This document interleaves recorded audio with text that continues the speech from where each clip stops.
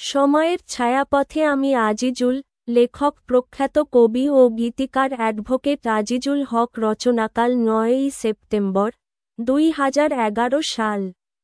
লেখক, কবি আজিজুল হক রচিত ৬০ স্তবকের সমাপ্ত ২৪০ লাইনের এই কবিতাটি কবির জীবন, কর্ম, সাহিত্য সাধনা এবং ধর্ম বিশ্বাসভিত্তিক চিন্তাধারার এক মহাকাব্যিক আত্মদর্শন, প্রকৃতি ও ভাব দর্শনের এক উচ্চমান সম্পন্ন দার্শনিক তত্ত্বের অসাধারণ এক কাব্যরূপ। এই কবিতায় কবি তার জীবনপথ, স্মৃতি, স্বপ্ন, উপলব্ধি এবং আত্মজিজ্ঞাসাকে সময়ের এক দীর্ঘ ছায়াপথে ভ্রমণরত যাত্রীর মতো তুলে ধরেছেন।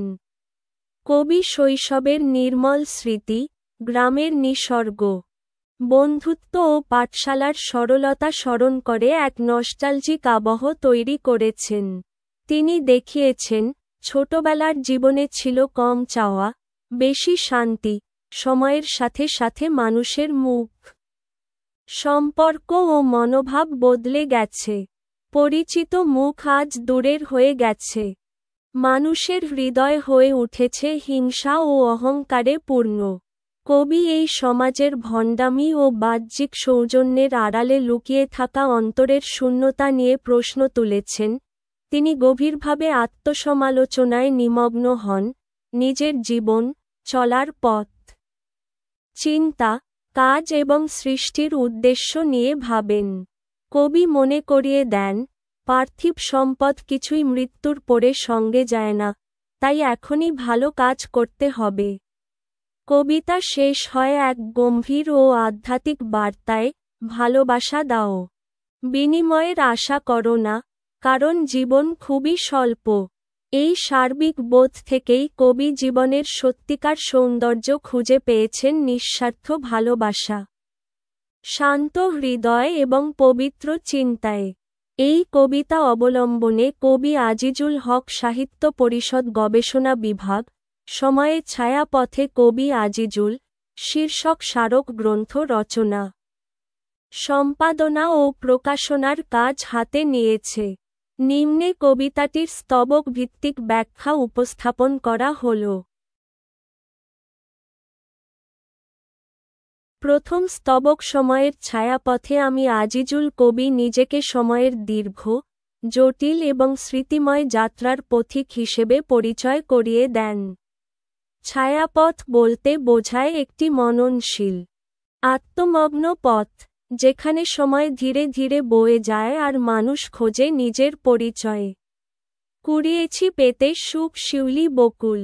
কবি জীবনে ছোট ছোট আনন্দের মুহূর্ত কুড়িয়েছেন, যেগুলো শিউলি বা বকুল ফুলের মতো কোমল, সুন্দর ও ক্ষণস্থায়ী। এটি তার শৈশবের সুখস্মৃতির প্রতীক।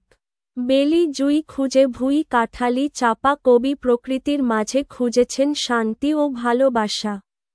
বেলি জুই, ভুঁই কাঠালি চাপা, এই সবই গ্রামীণ নিসর্গের নিটোল রূপক যা তার হৃদয়ের সৌন্দর্যবোধকে তুলে ধরে। লেখিছিও কত কথা, হইনি ছাপা। জীবনের অনেক অভিজ্ঞতা ও অনুভূতি তিনি লিখেছেন, কিন্তু তা হয়তো কখনো প্রকাশ পায়নি বা সঠিক মূল্যায়ন পায়নি। এই লাইনে এক ধরনের বেদনার প্রতিধ্বনি আছে। দ্বিতীয় স্তবক জীবনের পথে পথে তুলে শত ফুল। কবি জীবনের নানা পর্বে সুন্দর মুহূর্ত, স্মৃতি ও অভিজ্ঞতা সংগ্রহ করেছেন, যা শত ফুল হিসেবে উপমায় এসেছে। নিজের হারিয়ে খুঁজে নাই তাতে ভুল। তিনি নিজেকে মাঝে মাঝে হারিয়েছেন, কিন্তু যে পথে ফুল, স্মৃতি তুলেছেন, সেখানে ভুল খুঁজে পাননি, মানে সেই পথই ছিল তার আত্মোপলব্ধির মাধ্যম। ধূলিকণা, কাদা, জল, ছবি আলপনা, বাস্তব জীবনের কষ্ট ও সৌন্দর্য একসঙ্গে এখানে এসেছে। ধুলা, কাদা এবং জল একদিকে জীবনের কঠিনতা বোঝায়, আবার আলপনা চিত্রের মতো রঙিন অভিজ্ঞতাও তুলে ধরে। আশার স্বপ্ন কত, চেনা অচেনা। কবির মনে অনেক রকম স্বপ্ন রয়েছে, কিছু পরিচিত, কিছু অজানা। এই স্বপ্নই তাকে এগিয়ে নিয়ে চলে। জীবনকে নতুন অর্থ দেয়। তৃতীয় স্তবক শুরু থেকেই দুরু দুরু বুকে নিয়ে ভয়। জীবনের শুরু থেকেই কবির মনে এক অজানা ভয়, অনিশ্চয়তা কাজ করেছে। দুরু দুরু শব্দটি বুকের স্পন্দন ও উদ্বেগ প্রকাশ করে। দেখেছি স্বপন যত, ভুলিবার নয়। কবি যে স্বপ্ন দেখেছেন তা ভুলে যাওয়ার নয়, অর্থাৎ সেই স্বপ্নগুলো গভীরভাবে তার অস্তিত্বে গেঁথে আছে। মাঠ, ঘাট, সোনা রোদে সকাল বিকাল, গ্রামীণ প্রকৃতির দৃশ্য, মাঠ, ঘাট, সোনালি রোদ, সব কিছুই তার স্মৃতিতে গেঁথে আছে। এগুলো ছিল জীবনের সহজ সরল আনন্দ। ছুটেছি দুরন্ত, অতি পেতে শুভ ফল। তিনি ছুটছেন দুরন্তভাবে, যেন জীবনে কিছু পাওয়ার আশায়। এ লাইন জীবনের গতিশীলতা এবং উচ্চাকাঙ্ক্ষার প্রতীক। চতুর্থ স্তবক খেলার সাথীরা শত। নানা অভিধায় কবি তার শৈশবের খেলার সাথীদের কথা স্মরণ করছেন, যারা ছিল বিচিত্র রকমের, চরিত্রে, ব্যবহারে বা অনুভবে। এখানে অভিধা শব্দটি ব্যবহৃত হয়েছে স্বভাব বা গুণের অর্থে। ভিড় করে ছিল পাশে সোনালি প্রভায়।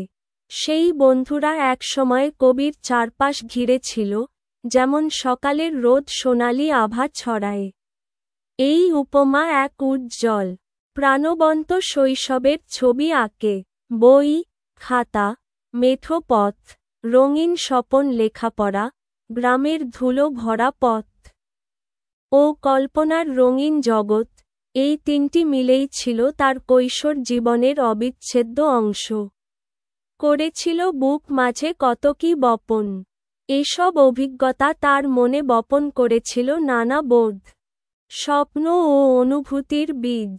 এই লাইন ভবিষ্যতের চরিত্র গঠনের প্রাথমিক ভিত্তি বোঝায়। পঞ্চম স্তবক সেই পথ, সেই হাঁটা, ছায়াপথ, যেন কবি আবার ফিরে তাকান তার পুরনো পথের দিকে, যেখানে একইভাবে হাঁটতেন, যা ছিল তার জীবনের ছায়াপথ। এই লাইনটি পূর্বস্মৃতির ছায়ায় ডুবে থাকা এক অন্তরঙ্গ মুহূর্ত।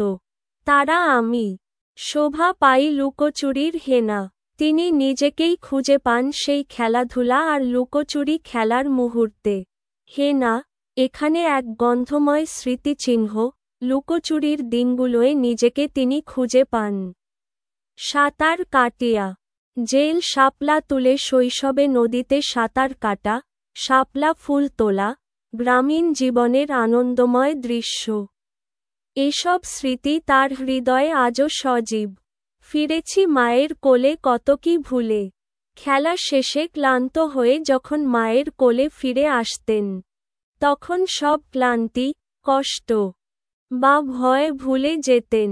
এ লাইনটি মাতৃস্নেহের এক আবেগঘন প্রতিচ্ছবি। ষষ্ঠ স্তবক পাঠশালে টপকিয়ে গেছি ধেই ধেই। এখানে কবি তার স্কুলজীবনের স্মৃতি স্মরণ করছেন। ধেই ধেই করে টপকানো, অর্থাৎ উচ্ছলভাবে এক শ্রেণী থেকে আরেক শ্রেণীতে উত্তীর্ণ হওয়া বোঝানো হয়েছে। এটি এক আনন্দময় শিক্ষাজীবনের প্রতিচ্ছবি। আজ দেখি পাশে সেই বন্ধুরা নাই। সময়ের ব্যবধানে যেসব বন্ধু একসময় ছিল, তারা আজ আর পাশে নেই, হয়তো হারিয়ে গেছে, দূরে চলে গেছে, বা সময়ের স্রোতে বিচ্ছিন্ন হয়েছে। প্রতিবেশী, গুরুজন, সেই হাসি গান, গ্রামের পরিচিত মুখ, বড়দের স্নেহ, হাস্যরস, সবই ছিল জীবনের অবিচ্ছেদ্য অংশ। সেই মানুষগুলো ও পরিবেশ আজ আর নেই বা হারিয়ে গেছে। হৃদয় সাগরে আজও তোলে কলতান। যদিও সেই মানুষগুলো আজ আর জীবনে নেই, কিন্তু তাদের স্মৃতি এখনো হৃদয়ের সমুদ্রে ঢেউ তোলে। তাদের হাসি, কথা, আচরণ সবই এখনো গভীর প্রভাব ফেলে। সপ্তম স্তবক গাউখানি বিল ঘেরা। বর্ষাতে নাও কবির গ্রাম ছিল বিল ঝিল ঘেরা। বর্ষাকালে নৌকা চলত। এটি গ্রামীণ বাংলাদেশের প্রাকৃতিক সৌন্দর্য ও জীবনধারার পরিচায়ক। ফিরে দেখা হাটগ্রাম যদি কেহ যাও। কবি আহ্বান জানাচ্ছেন, যদি কেউ তার গ্রামে ফিরে যায়, তাহলে সেই অতীতের ছোঁয়া পাবেন। স্মৃতি ঘেরা জায়গাগুলো চিনে নিতে পারবেন। দেখিবে সুখের পরশ। শোভা মনোহর সেখানে আজও প্রকৃতি তার সৌন্দর্য নিয়ে বিরাজমান, যা মনকে প্রশান্তি ও সুখ দেয়। মনোহর শব্দটি দ্বারা বোঝানো হয়েছে মন ভোলানোর শোভা। দোল খায় হাওয়া ভরে নাই ভয় ডর। প্রকৃতি সেখানে এখনো শান্ত ও নির্মল। গাছের ডাল বাতাসে দুলে ওঠে, কোনো ভয় বা অস্থিরতা নেই, এক আদর্শ গ্রামের চিত্র।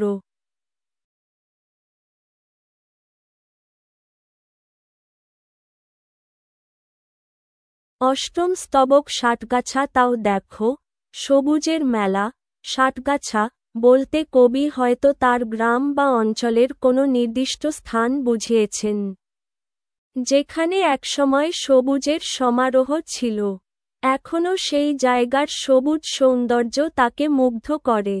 সুখের জীবন তাতে করে শুধু খেলা। সেই অঞ্চলে জীবন ছিল নির্ভার, নির্মল, শুধু খেলা ও আনন্দে ভরা। কবি এখানে শিশুদের নিষ্পাপ, খেলাধুলা ভরা জীবনের কথা স্মরণ করছেন। সুহৃদ সুজন, শেথা কুজন, বিজেন। এখানে সুহৃদ মানে প্রিয় বন্ধু, আর কুজেন বিজেন মানে বন্ধু বান্ধব বা আত্মীয় স্বজনদের সাথে থাকা। কবি বলছেন, ভালো মানুষের সঙ্গে থাকা জীবনকে সৌন্দর্যময় করে তোলে। ঘিরে ধরে ভালোবেসে হাসি খুশি মনে। সেই মানুষগুলোর সান্নিধ্য তার জীবনকে ঘিরে রেখেছিল ভালোবাসা, হাসি ও আনন্দে। এটি এক আত্মিক শান্তি ও সম্পর্কের দৃঢ় বন্ধনের ইঙ্গিত। নবম স্তবক কবি বাগে করি বাস। দেখি দেশ ভুঁই। কবি বলছেন, তিনি জীবনের বাস্তব দিকগুলো অনুভব করেছেন, থেকেছেন অনেক স্থানে, ঘুরেছেন বিভিন্ন দেশ প্রদেশে। এখান থেকে বোঝা যায় কবি শুধু স্বপ্ন দেখেননি, বাস্তব অভিজ্ঞতার মধ্য দিয়েও গিয়েছেন। নিজ হাতে কাজ করি, চাষ করি পুই। তিনি কেবল লেখক বা পর্যবেক্ষকই নন, নিজ হাতে কাজ করা একজন পরিশ্রমী মানুষও। পুঁই শাক চাষের উদাহরণ দিয়ে তিনি নিজের মাটির সাথে সংযোগ এবং বাস্তব জীবনের সরলতা তুলে ধরেছেন। এটা সেটা ফলমূল তুলি। নিজ হাতে কবি প্রকৃতির কাছ থেকে নিজ হাতে ফলমূল তুলেছেন, যার মানে তিনি নিজেই জীবন গড়েছেন পরিশ্রম ও সরলতায়। আত্মনির্ভরশীল জীবনের প্রশংসা এখানে অন্তর্নিহিত। রাধানগর বসে লিখি, দিন কিংবা রাতে। রাধানগর হয়তো তার বসবাসের স্থান বা স্মৃতিময় কোনো স্থান। সেখানেই তিনি দিনরাত বসে লিখেছেন। এটি কবির সৃষ্টিশীল জীবনের চিত্র। দশম স্তবক ছায়াপথে চলি রথে। সারথি। আমি কবি নিজেকে তার জীবনের রথের সারথি, অর্থাৎ চালক হিসেবে দেখছেন। ছায়াপথে মানে জীবনপথ, যেটি স্মৃতি, অভিজ্ঞতা, সময় আর আত্মোপলব্ধিতে গঠিত।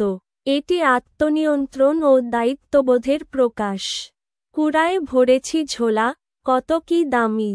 জীবনের পথে কবি নানা অভিজ্ঞতা, শিক্ষা, সম্পর্ক, অনুভব সংগ্রহ করেছেন, যা তার জীবনের ঝুলিকে মূল্যবান জিনিসে পরিপূর্ণ করেছে। এই ঝুলি মানসিক বা আত্মিক ভাণ্ডার বোঝায়। মানিক, রতন, হীরা, চুনি, জহরত এখানে প্রতীকীভাবে বলা হয়েছে। এই অভিজ্ঞতা ও অর্জনগুলো মানিক, হীরা, চুনি ইত্যাদির মতোই দামি। মানসিক বা জ্ঞানগতভাবে এগুলো অমূল্য। কুড়িয়ে হৃদয় কোণে করি মহরত। কবি এসব মূল্যবান অভিজ্ঞতা হৃদয়ের গভীরে সঞ্চয় করেছেন। মহরত শব্দটি এখানে জীবনের নাট্যযাত্রার সূচনার প্রতীক। অর্থাৎ এসব অভিজ্ঞতা দিয়ে তিনি জীবনযাত্রা সাজিয়েছেন। 11তম স্তবক নিয়তি যদি চায় লেখা। আমি কবি। কবি এখানে বলেন, যদি ভাগ্য বা নিয়তি তাকে লেখক হিসেবে চায়, তবে তিনি কবি হতে রাজি। এটি এক ধরনের আত্মসমর্পণ, নিয়তির প্রতি আস্থা এবং নিজের সৃষ্টিশীল ভূমিকার স্বীকৃতি। আল্লাহ যদি চায় দেখা আমি ধ্রুব, আল্লাহ চাইলে তিনিও ধ্রুবতারা বা স্থির এক চেতনার রূপ নিতে প্রস্তুত। ধ্রুব মানে অবিচল, চিরন্তন, এখানে আধ্যাত্মিক দৃষ্টিভঙ্গি প্রকাশ পেয়েছে। বই যদি পড়ায় শেখা আমি ছাত্র যদি জীবন বা বই তাকে কিছু শেখায়, তবে তিনি আজীবন ছাত্র হতে প্রস্তুত। কবি নিজেকে জ্ঞান অর্জনের জন্য সর্বদা প্রস্তুত ও বিনয়ী রাখছেন। ভালোবাসি জ্ঞানকে, এ আমার তৃষ্ণা। কবির জ্ঞানের প্রতি গভীর ভালোবাসা রয়েছে, তার অন্তরের তৃষ্ণা হল শেখা, উপলব্ধি করা ও বেড়ে ওঠা। এটি তার মননের গভীরতার প্রমাণ। 12তম স্তবক নিয়ম মানি নিজে বলি সকলেরে কবি বলেন যে তিনি নিজে নিয়ম কানুন মেনে চলেন এবং অন্যকেও তা মানতে বলেন। এটি তার শৃঙ্খলাপূর্ণ জীবনের দর্শন, নিজে যা বিশ্বাস করেন সেটিই প্রচার করেন। ভালো কাজে চলো পথ বলি সঙ্গে রে, তিনি আহ্বান জানান, চলো সবাই মিলে ভালো কাজের পথে। এখানে বলি সঙ্গে রে অর্থাৎ বন্ধু-বান্ধব বা সমাজকে ডেকে নেওয়ার আহ্বান রয়েছে। নেই বারণ বন্ধু আজ চলতে পানে এখন আর ভালো পথে চলার জন্য কোনো প্রতিবন্ধকতা নেই। কবি বলতে চান, ইচ্ছা থাকলে যে কেউ ভালো পথে আসতে পারে। ঘোরে শ্যামল ছায়া ঘিরে সবখানে, প্রকৃতি ও জীবনঘনিষ্ঠ পরিবেশ আজও সবখানে রয়েছে। শুধু দরকার সঠিক দৃষ্টিভঙ্গি। শ্যামল ছায়া, শান্তির ও নির্ভরতার প্রতীক। 13তম স্তবক ভেসে চলি সময় জলে, কোথায় জানি না কবি সময় নামক এক স্রোতে ভেসে চলেছেন। কিন্তু গন্তব্য অনিশ্চিত। এটি জীবনের দিকনির্দেশনা ও নিয়তির অনিশ্চয়তা বোঝায়। জীবনের যাত্রাপথ যেমন অনির্ধারিত, ঠিক তেমনি কবির যাত্রাও। ভব ঘুরে আমি আজি ভুলি দুনিয়া। ভব ঘুরে অর্থাৎ ভবের, জীবনের, ভ্রমণকারী। কবি নিজেকে এক ভবঘুরে হিসেবে দেখেন, যিনি সংসার বা জাগতিকতার মোহ ভুলে আত্মদর্শনে নিমগ্ন।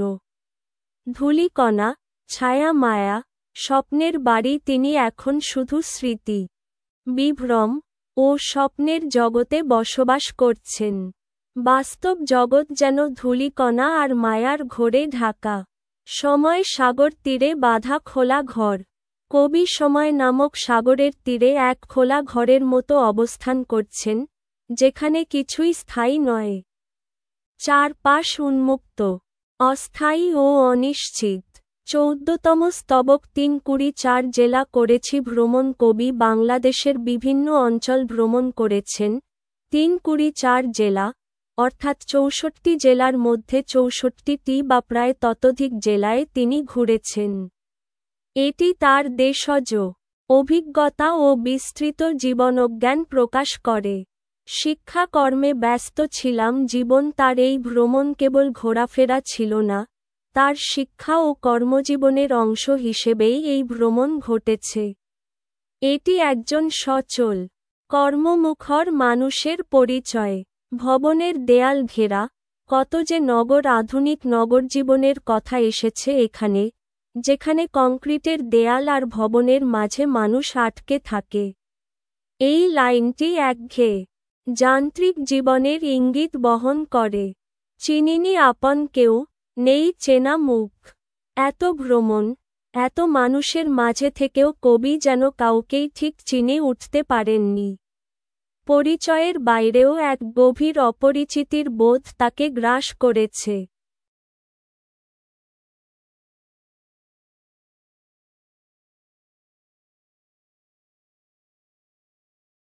পনেরোতম স্তবক মানুষ কত রকমের, কত যে ভাষা কবি তার অভিজ্ঞতা থেকে উপলব্ধি করেছেন। মানুষের যেমন রকম ফের, তেমনি ভাষারও রয়েছে বৈচিত্র্য। এই লাইনটি বহুজাতিক, বহু সাংস্কৃতিক সমাজের স্বীকৃতি দেয়। এক দেশেতে কত মতো, ভিন্ন আবেশ। একই দেশের মধ্যেও মানুষের চিন্তা, বিশ্বাস, মতাদর্শ এবং আবেগ একেবারে আলাদা হতে পারে। এখানে সমাজের ভিন্ন মত ও বহুত্ববাদের প্রতি কবির উপলব্ধি উঠে এসেছে। বৈষম্য দেখি হরহামেশা, কোথায় শান্তি? কবি বিস্মিত হয়ে বলেন, যত কিছুই দেখি, সর্বত্র বৈষম্য, অসাম্য, বঞ্চনা। এখানে একটি উদ্বেগপূর্ণ প্রশ্ন তোলা হয়েছে, শান্তি কোথায়? জীবনের যত আশা ততই নষ্ট বাসনা। কবি মনে করেন, আমাদের আশা যত বাড়ছে, তার সঙ্গে সঙ্গে বাড়ছে অপূর্ণ বাসনা ও লোভ। মানুষের তৃষ্ণা বেড়েই চলেছে, যার ফলে সত্যিকারের শান্তি অধরা। ১৬তম স্তবক সুন্দর মুখ, মন, শান্ত ভাষণ কবি এমন মানুষের খোঁজ করছেন যার মুখ, মন ও কথা তিনটিই সুন্দর ও শান্তিময়। এটি এক ধরনের আদর্শ মানব প্রকৃতির খোঁজ। চাই পাশে সুখে, শান্ত জীবন তিনি এমন সঙ্গী বা সমাজ চান, যাদের সঙ্গে শান্তিপূর্ণ জীবন কাটানো যায়। এখানে জীবনের জটিলতা থেকে মুক্তির আকাঙ্ক্ষা প্রকাশ পেয়েছে। হানাহানি, হিংসা নাই হৃদয় মাঝে কবি একরকম সমাজ কল্পনা করছেন, যেখানে মানুষের অন্তরে নেই কোনো হিংসা, বিদ্বেষ বা শত্রুতা। এটি এক মানবিক সমাজের স্বপ্ন। শান্তির সুবাতাসে ভরে যাক বুকে। তিনি কামনা করেন যেন হৃদয় শান্তির সুবাতাসে পূর্ণ হয়ে ওঠে। এটি এক গভীর আত্মিক চাওয়া, অশান্ত পৃথিবীতে নিজের ভেতরে ও চারপাশে শান্তি প্রতিষ্ঠা। ১৭তম স্তবক সুশীতল ছায়া বিথি। কত চিন্তা পথ। সুশীতল ছায়া বিথি বলতে কবি বোঝাচ্ছেন এমন এক প্রশান্ত ছায়া ঢাকা পথ যেখানে হেঁটে চলার মাঝে মানুষ নিজের চিন্তা ও মননকে প্রসারিত করতে পারে। এখানে জীবনের পথের কথা বলার পাশাপাশি তা গভীরভাবে চিন্তার পথ বলেও উল্লেখ করেছেন। চিন্তা করি ঘুরে ফিরে কোথা যাও পথ তিনি। ভাবছেন, এই যে এত পথ হাঁটা, এত চিন্তা, শেষে পথটি কোথায় গিয়ে মিলবে? এটি অস্তিত্ববাদী প্রশ্ন, জীবনের পরিণতি বা গন্তব্য সম্পর্কে দ্বিধা ও অনুসন্ধান। চিন্তাই আজ চিন্তা। ভুল যদি পথ কবির মনে শঙ্কা, তার চিন্তাগুলো হয়তো ভুল পথে যাচ্ছে। এই লাইনটি এক অনিশ্চয়তা ও আত্মসমালোচনার চূড়ান্ত প্রকাশ। চিন্তাই চেতনায় সঙ্গী শুধু থাক। শেষ লাইনে কবি মেনে নেন, যদি কিছু স্থায়ী থাকে, তবে তা হল চিন্তা। চিন্তাই যেন তার একমাত্র সত্যিকারের সঙ্গী, যা তাকে চেতনায় ধরে রেখেছে। ১৮তম স্তবক চলেছে গাড়ি ধেয়ে সামনে কান মেতে কবি সময়কে তুলনা করছেন এক দ্রুতগতির গাড়ির সঙ্গে, যা সামনের দিকে ধেয়ে চলেছে। কান মেতে, অর্থাৎ শব্দে মুখরিত পরিবেশ। জীবনের গতি এতটাই দ্রুত ও প্রভাবশালী যে চারপাশ শোরগোলময়। দেখে আমি ভাবি থামি, চোখ মেলে চেয়ে। এই শোরগোলের মধ্যে কবি নিজেকে একটু থামিয়ে ভাবতে চান। তিনি চারপাশের গতি, চাঞ্চল্য ও মানুষজনকে দেখে স্থির হয়ে নিজের চিন্তায় ডুবে যান। দেখি আমি চারপাশে নিত্য নতুন মুখ, সময়ের স্রোতে প্রতিদিন নতুন নতুন মানুষ আসে কবির সামনে, নতুন মুখ, নতুন চরিত্র, নতুন ঘটনা। এটি সময়ের অস্থিরতা ও পরিবর্তনের চিত্র। নতুন পথের খোঁজে আসে নতুন সুখ। এই পরিবর্তনের মধ্যে থেকেও মানুষ সুখের খোঁজে এগিয়ে চলে। নতুন পথ মানে নতুন আশা, নতুন চাওয়া, যেখানে পুরনো ব্যর্থতা বা ক্লান্তি পেছনে পড়ে যায়। ১৯তম স্তবক সাগরের ঢেউ দেয় বুক মাছ ডালা কবি তার হৃদয়কে তুলনা করেছেন সমুদ্রের সাথে, যেখানে ঢেউ এসে ধাক্কা খায়, জাগরণ তৈরি করে। বুক মাছ ডালা বলতে হৃদয়ের গভীর আবেগ ও আন্দোলন বোঝানো হয়েছে। ভেসে যায় জীবন জলে নয়ন মেলা। জীবন যেন জলের মতো প্রবাহমান, অনিশ্চিত। কবি চোখ মেলে তাকিয়ে থাকেন সেই জীবনের দিকে।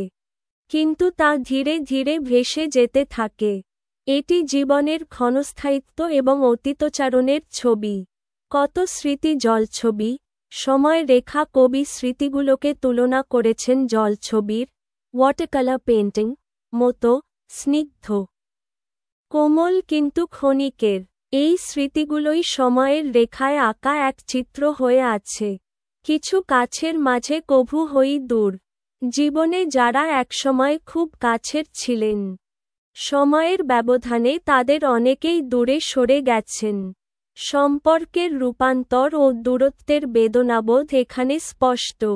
২০তম স্তবক ভুলি কি মুখ তাহা জানি না নিজে কবি স্বীকার করেন, তিনি নিজেও জানেন না কোনো কোনো মুখ ভুলে গেছেন, আবার কাদের ভুলতে পারেননি।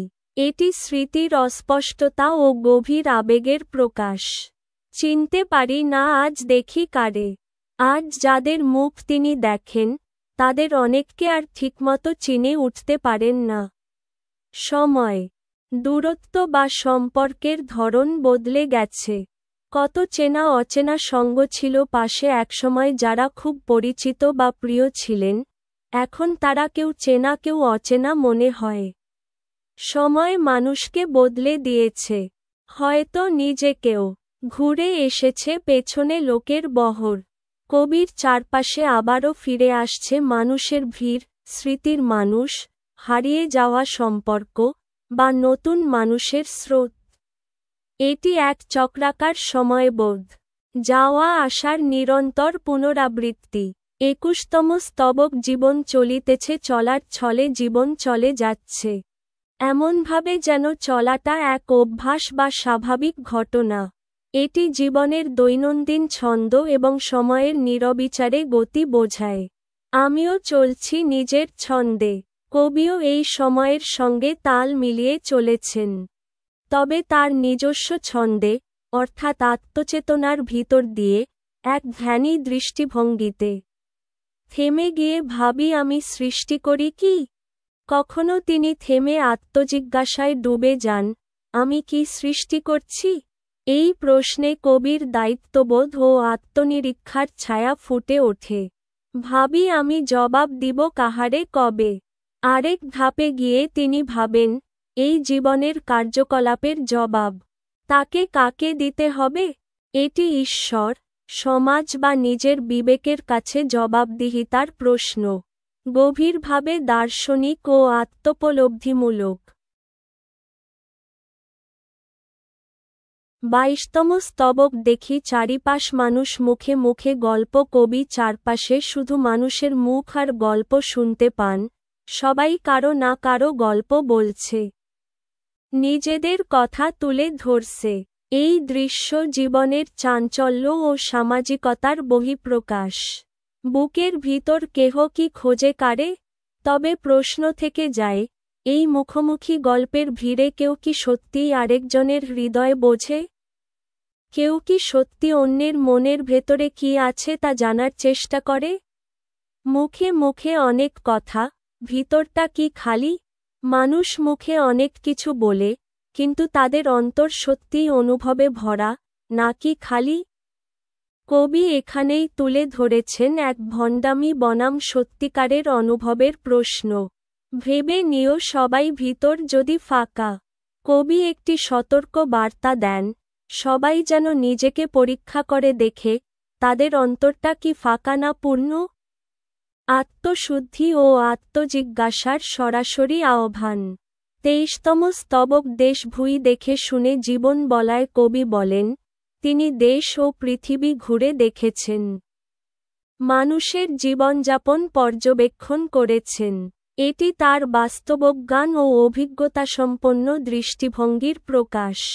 যতই কর মালমশলার সাথে কিছু যায়, জীবন শেষে যে পরিণতি আসবে, তার জন্য কবি প্রশ্ন রাখেন, এই সব সম্পদ, মালমশলা, ভোগবিলাস কি আমাদের সঙ্গে যাবে? অর্থাৎ, পার্থিব কিছুই স্থায়ী নয়।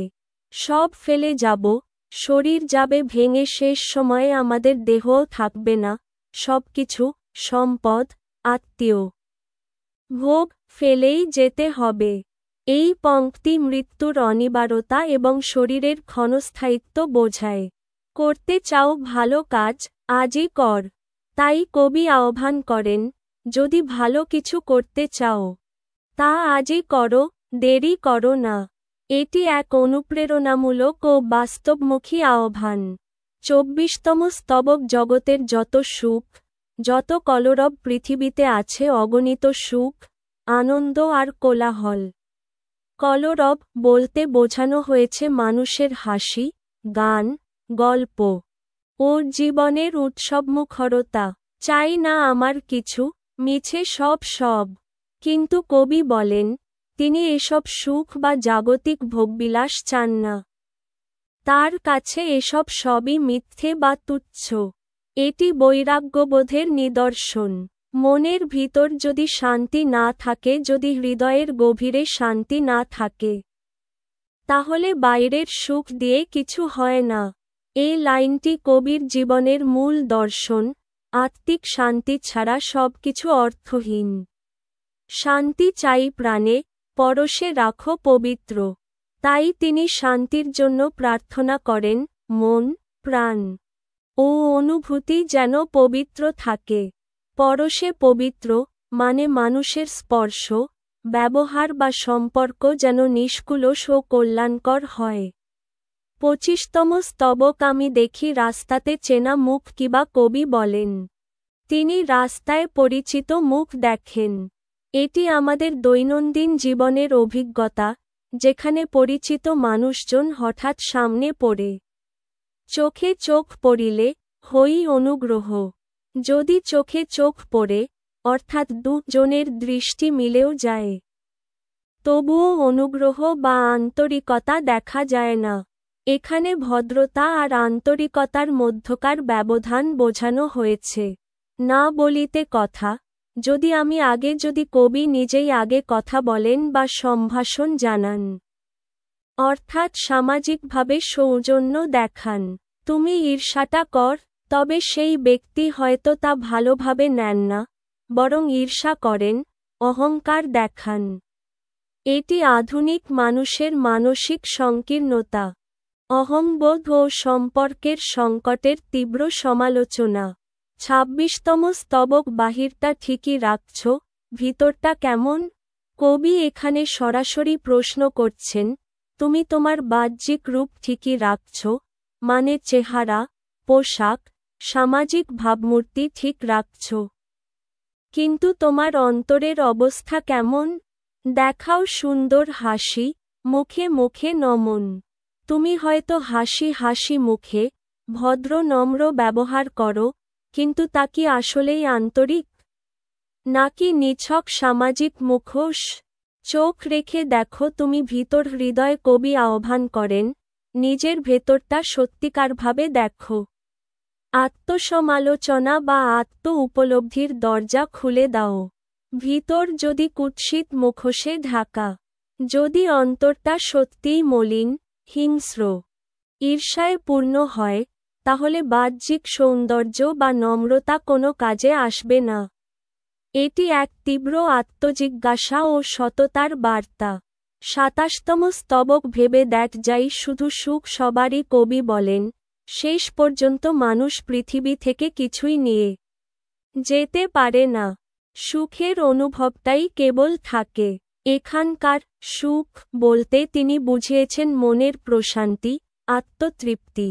জমি জমা, টাকা পয়সা কিছু যাবে নাকি?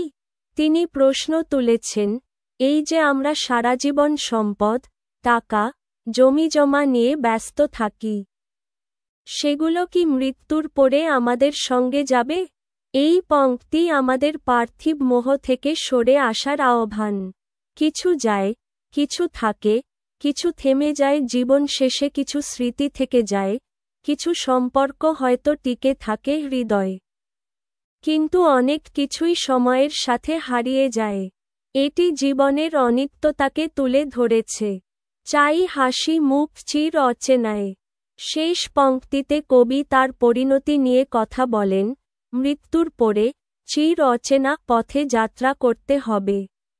তিনি চান সেই অজানা গন্তব্যে যেতে যেতে তার মুখে যেন একটি শান্তির হাসি থাকে।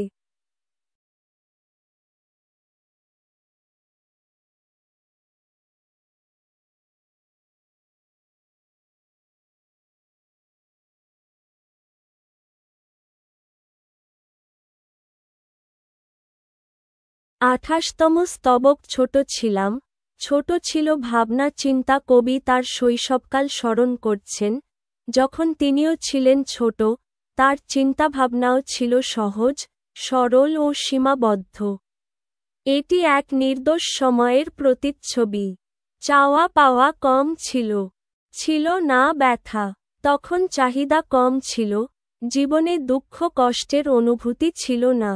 কবি বোঝাচ্ছেন, সরল জীবনে সুখ বেশি ছিল, ভোগের পেছনে ছোটার প্রবণতা তখন ছিল না। এখন ভাবি ফেলে আসা পথগুলো, এখন তিনি পেছনে ফিরে তাকান।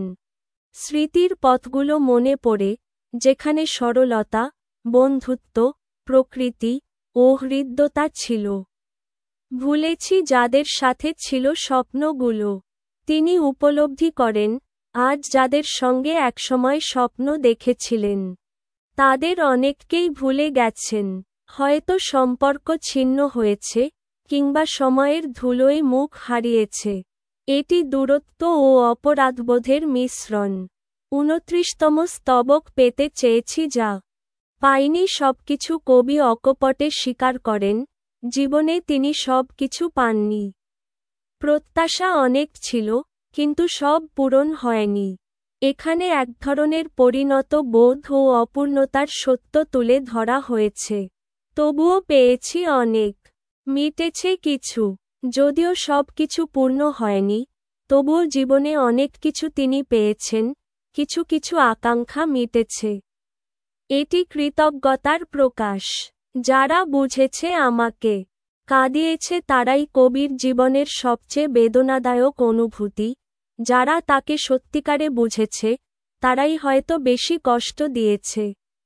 এটি নিকট সম্পর্কের দ্বৈততা, গভীর বোঝাপড়ার মধ্যেও আঘাত আসে। তাদের ভালোবাসি, চাই না কিছুই। তবুও কবি তাদের প্রতি বিরূপ হননি। তিনি বলেন, তিনি এখনও তাদের ভালোবাসেন এবং কোনো প্রত্যাশা করেন না। এটি নিঃস্বার্থ ভালোবাসার সর্বোচ্চ রূপ। ৩০তম স্তবক হৃদয় দাও পবিত্র। চিন্তা করো ভালো। কবি শেষ মুহূর্তে সরাসরি আহ্বান জানান, হৃদয়কে পবিত্র করো এবং ভালো চিন্তা করো। এটি তার একটি নৈতিক আবেদন। অন্তরকে নির্মল রাখলেই সমাজে শান্তি সম্ভব। যাহা চাও দাও আগে, রাখো না পিছু। যা তুমি অন্যের কাছে পাওয়ার আশা করো, সেটাই আগে নিজে দিয়ে দাও। এখানে আত্মত্যাগ, উদারতা ও পারস্পরিক শ্রদ্ধার কথা বলা হয়েছে। ভালোবাসা দিতে শিখো। চাইবে না কেহ ভালোবাসা নিঃস্বার্থভাবে দাও, কারণ যারা সত্যিকারের ভালোবাসতে জানে, তারা বিনিময়ের জন্য ভালোবাসে না। এটি নিঃস্বার্থ মানবিকতার পূর্ণ আহ্বান। তবুও দিও তুমি, জীবনটা স্বল্প। জীবনের সময় সীমিত, ক্ষণস্থায়ী। তাই কারো ভালোবাসার প্রত্যাশা না করেও ভালোবাসা বিলিয়ে যাও। এই অন্তিম বার্তাটিই কবির সবচেয়ে মূল্যবান শিক্ষা। ৩১তম স্তবক কথা কই জ্যোৎস্নাতে তারার মেলায়। এই পংক্তিতে কবি নিজেকে একান্ত মুহূর্তে বসে আকাশের সূক্ষ্ম সৌন্দর্যের সঙ্গে আলাপ করানোর মতো দৃশ্যে তুলে আনছেন। চাঁদের জ্যোৎস্না ও তারার মেলা, দুইটাই শান্তি, মায়া ও অনুপ্রাণনের প্রতীক। এখানে কবির কথা কওয়া মানে নিজ অন্তরের ভাব বিনিময়, স্বপ্ন আর স্মৃতির সাথে নীরব কথোপকথন। সাধারণভাবে বলা যায়, রাতের সাঁতার কাটায় এমন নিস্তব্ধ সময়েই তিনি নিজের অনুভূতি ও কল্পনাকে স্বচ্ছন্দভাবে প্রকাশ করেন। ভেসে যাই নীলিমায় মেঘের ভেলায়। এখানে কবি নিজেকে আকাশের নীলের ভিতর মেঘের ভেলায় ভেসে যাওয়া হিসেবে চিত্রায়িত করেছেন, এক ধরনের উদ্বাস্তু স্বাধীনতা ও অন্তর্মুখী বিমর্ষতা। ভেসে যাওয়া বলে বোঝানো হয়েছে দুশ্চিন্তা, চাপ ও দৈনন্দিনতার কাছ থেকে মুক্তি নিয়ে কল্পনার জলে শৈফল ভ্রমণ, এটি এক ধরনের আত্ম-উৎকণ্ঠা ও মুক্তির অভিব্যক্তি। প্রতীকগতভাবে মেঘের ভেলা পরিবর্তনশীলতা, অস্থিরতা ও অতীতের স্মৃতির ভেসে চলাকে ইঙ্গিত করে। কাশ বনে গিয়ে কভু আপন আলয়, এই লাইনটি গ্রামবাংলার কাশবনের নির্জন কোমল আবহের মধ্যে কবির নিজস্ব আশ্রয় নির্মাণের ইচ্ছাকে প্রকাশ করে। কাশফুলের বন একরকম সরলতা ও নির্মলতার প্রতীক। কবি সেখানে গিয়ে নিজের মন আলয়, অর্থাৎ নিজের শান্তির ঘর গড়েন। এটা একটি অন্তর্কেন্দ্রিক পুনর্গঠনমূলক অভিমুখ।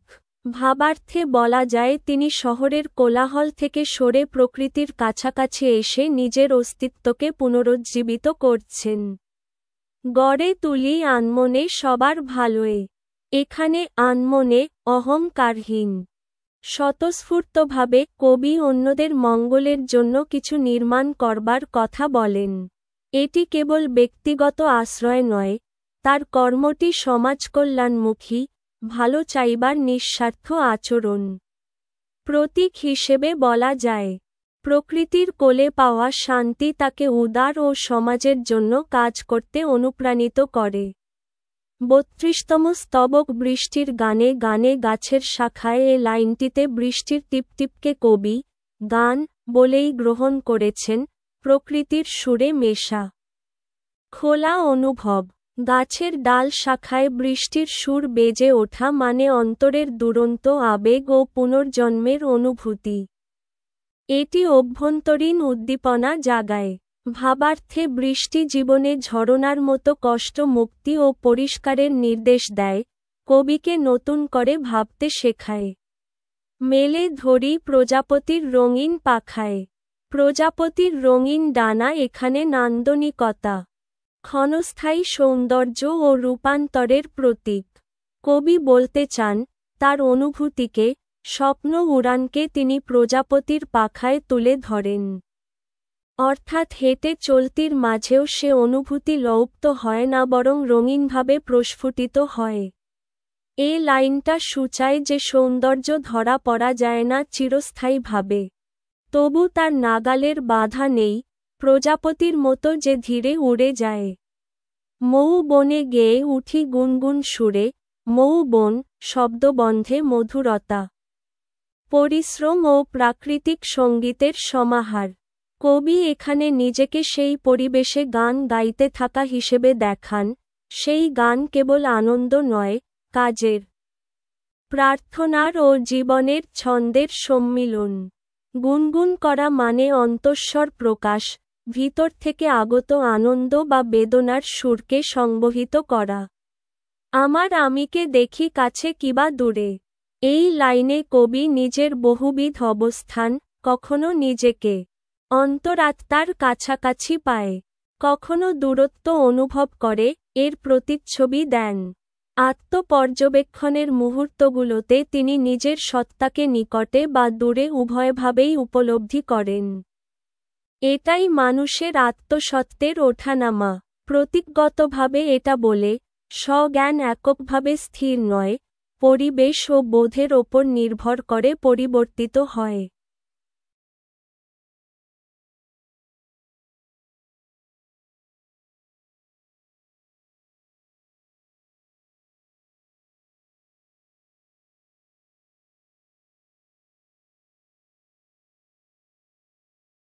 তেত্রিশতম স্তবক মিশে রই সদা আমি সকলের সাথে। এই পংক্তিতে কবি নিজেকে সমষ্টির সঙ্গে মিলিয়ে দেয়ার প্রবণতা জাহির করেন। তিনি আলাদা একজন নয়, বরং সমাজের অংশ। মিশে থাকা মানে আত্মানিবেশিত আত্মত্যাগ ও এমন এক জীবনের দাবি যেখানে নিজেকে অন্যদের মাঝে হারিয়ে দিয়ে সেবার কাজ করা হয়। ভাবার্থে এটি সাম্যবোধ, সহমর্মিতা ও সম্পর্কের মূল্যায়নকে তুলে ধরে। ভেদ নাই সুহৃদ অরি হাত রাখি হাতে। এখানে ভেদাভেদ সম্পূর্ণ তুচ্ছ, সুহৃদ হোক বা শত্রু। কবি হাত বাড়িয়ে মৈত্রী প্রদর্শন করেন।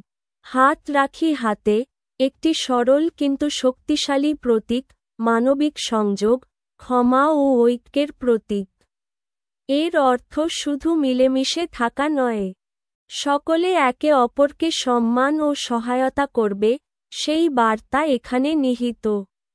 হাজারো লোকের ভিড়ে ভক্ত হৃদয় ভিড়ের মধ্যেও একটি ভক্তের হৃদয় সত্যিকারের মহত্ব চিনতে পারে। এখানে ভক্তি মানে নীরব শ্রদ্ধা ও বিশুদ্ধ মনের দৃষ্টিকে বোঝায়, অর্থাৎ সংখ্যায় অপরূপ হলেও আন্তরিকতা যে চোখে পড়ে, সে বিশ্বাস জুগিয়েছে কবি। এই লাইনটি এমন এক আশ্বাস দেয় যে সত্যিকারের অনুভূতিই মানুষের চেতনায় প্রতিফলিত হয়। ঠিকই মোড়ে চিনে নিবে হইবে সদয়। শেষে কবি আশা রাখেন যে প্রকৃত মমতা ও সততা চেনা যাবে এবং সেও সদয় হবে, এখানে মানবিক বিশ্বাসের উজ্জ্বল প্রতিফলন। এটা কখনো অহং বা খ্যাতির ওপর নির্ভর করে না, চিরন্তন মানবিকতার প্রতি আস্থাই মূল। প্রতীকগতভাবে বলা যায়, ভারসাম্যপূর্ণ হৃদয়েই চেনা জানা বোধ গড়ে তোলে। 34তম স্তবক ঘুরেছি হাজার গাঁও নগর ও শহর এই লাইনে জীবনের পরিক্রমা, এক বিস্তৃত ভ্রমণ অভিজ্ঞতার কথা বলা হয়েছে। কবি নিজেকে বহু জায়গায় দৌড়েছে, বহু মানুষের দেখা পেয়েছে। ভূগোলের এই বিস্তৃতি শুধু স্থান নয়, অভিজ্ঞতা, সম্পর্ক ও দৃষ্টিভঙ্গির পরিলক্ষিত বিকাশও বর্ণনা করে। ভাবার্থে এটা জীবনের ধারাবাহিক পাঠ ও সেটি থেকে শেখা বিচক্ষণতার ইঙ্গিত। দেখেছি ঘুরিছে পিছে লোকের বহর। কবি দেখে আছেন যে তার কর্মকাণ্ড বা কথা আচরণ মানুষকে আকর্ষণ করেছে, অনেকে তার পিছনে এসেছে। এটি স্বীকৃতি কিংবা অনুকরণের ইঙ্গিতও হতে পারে। তবু এখানে অহংকারের উত্থান নয়, বরং সেই ভিড়ে সত্যিকারের সম্পর্ক ও আন্তরিকতার খোঁজ। কারো পিছু নেয়া মানে সবসময় আসলে গভীর অনুমোদন নয়। কিছু তার দূরে গেলে কিবা এসে যায় এই লাইনে অতীব শান্তমনস্ক, কেউ দূরে গেলে তার জন্য উদ্বিগ্ন না হওয়া। বড় ছবিটাই গুরুত্বপূর্ণ। সম্পর্কের চলে আসা স্বাভাবিক, এটাকে ব্যক্তিগতভাবে ব্যর্থতা ধরে নেওয়া উচিত নয়। অর্থাৎ, কবি অনভিপ্রেত বিচ্ছেদের প্রভাবকে বেশি গুরুত্ব দেন না। সম্পর্কের প্রকৃতি পরিবর্তনশীল, এটাই জীবনের বাস্তবতা। রেখে যাই সদা ভালো আপন আলয়ে। এখানে কবি জানায় যে তিনি যেখানে যান, নিজের ভালোবাসা, শ্রদ্ধা ও স্নেহ রেখে যান, এক প্রকার নৈতিক উত্তরাধিকার। আপন আলয় বলতে তার মনে যে নিজের জীবনবোধ ও আদর্শ, তাই তিনি ছেড়ে যান, যেন পরের কেউ ব্যবহার করে জীবনে আলোকপাত পায়। ভাবার্থে এটি মূলত দানশীলতা ও ছেড়ে দেয়ার মহত্বকে তুলে ধরে।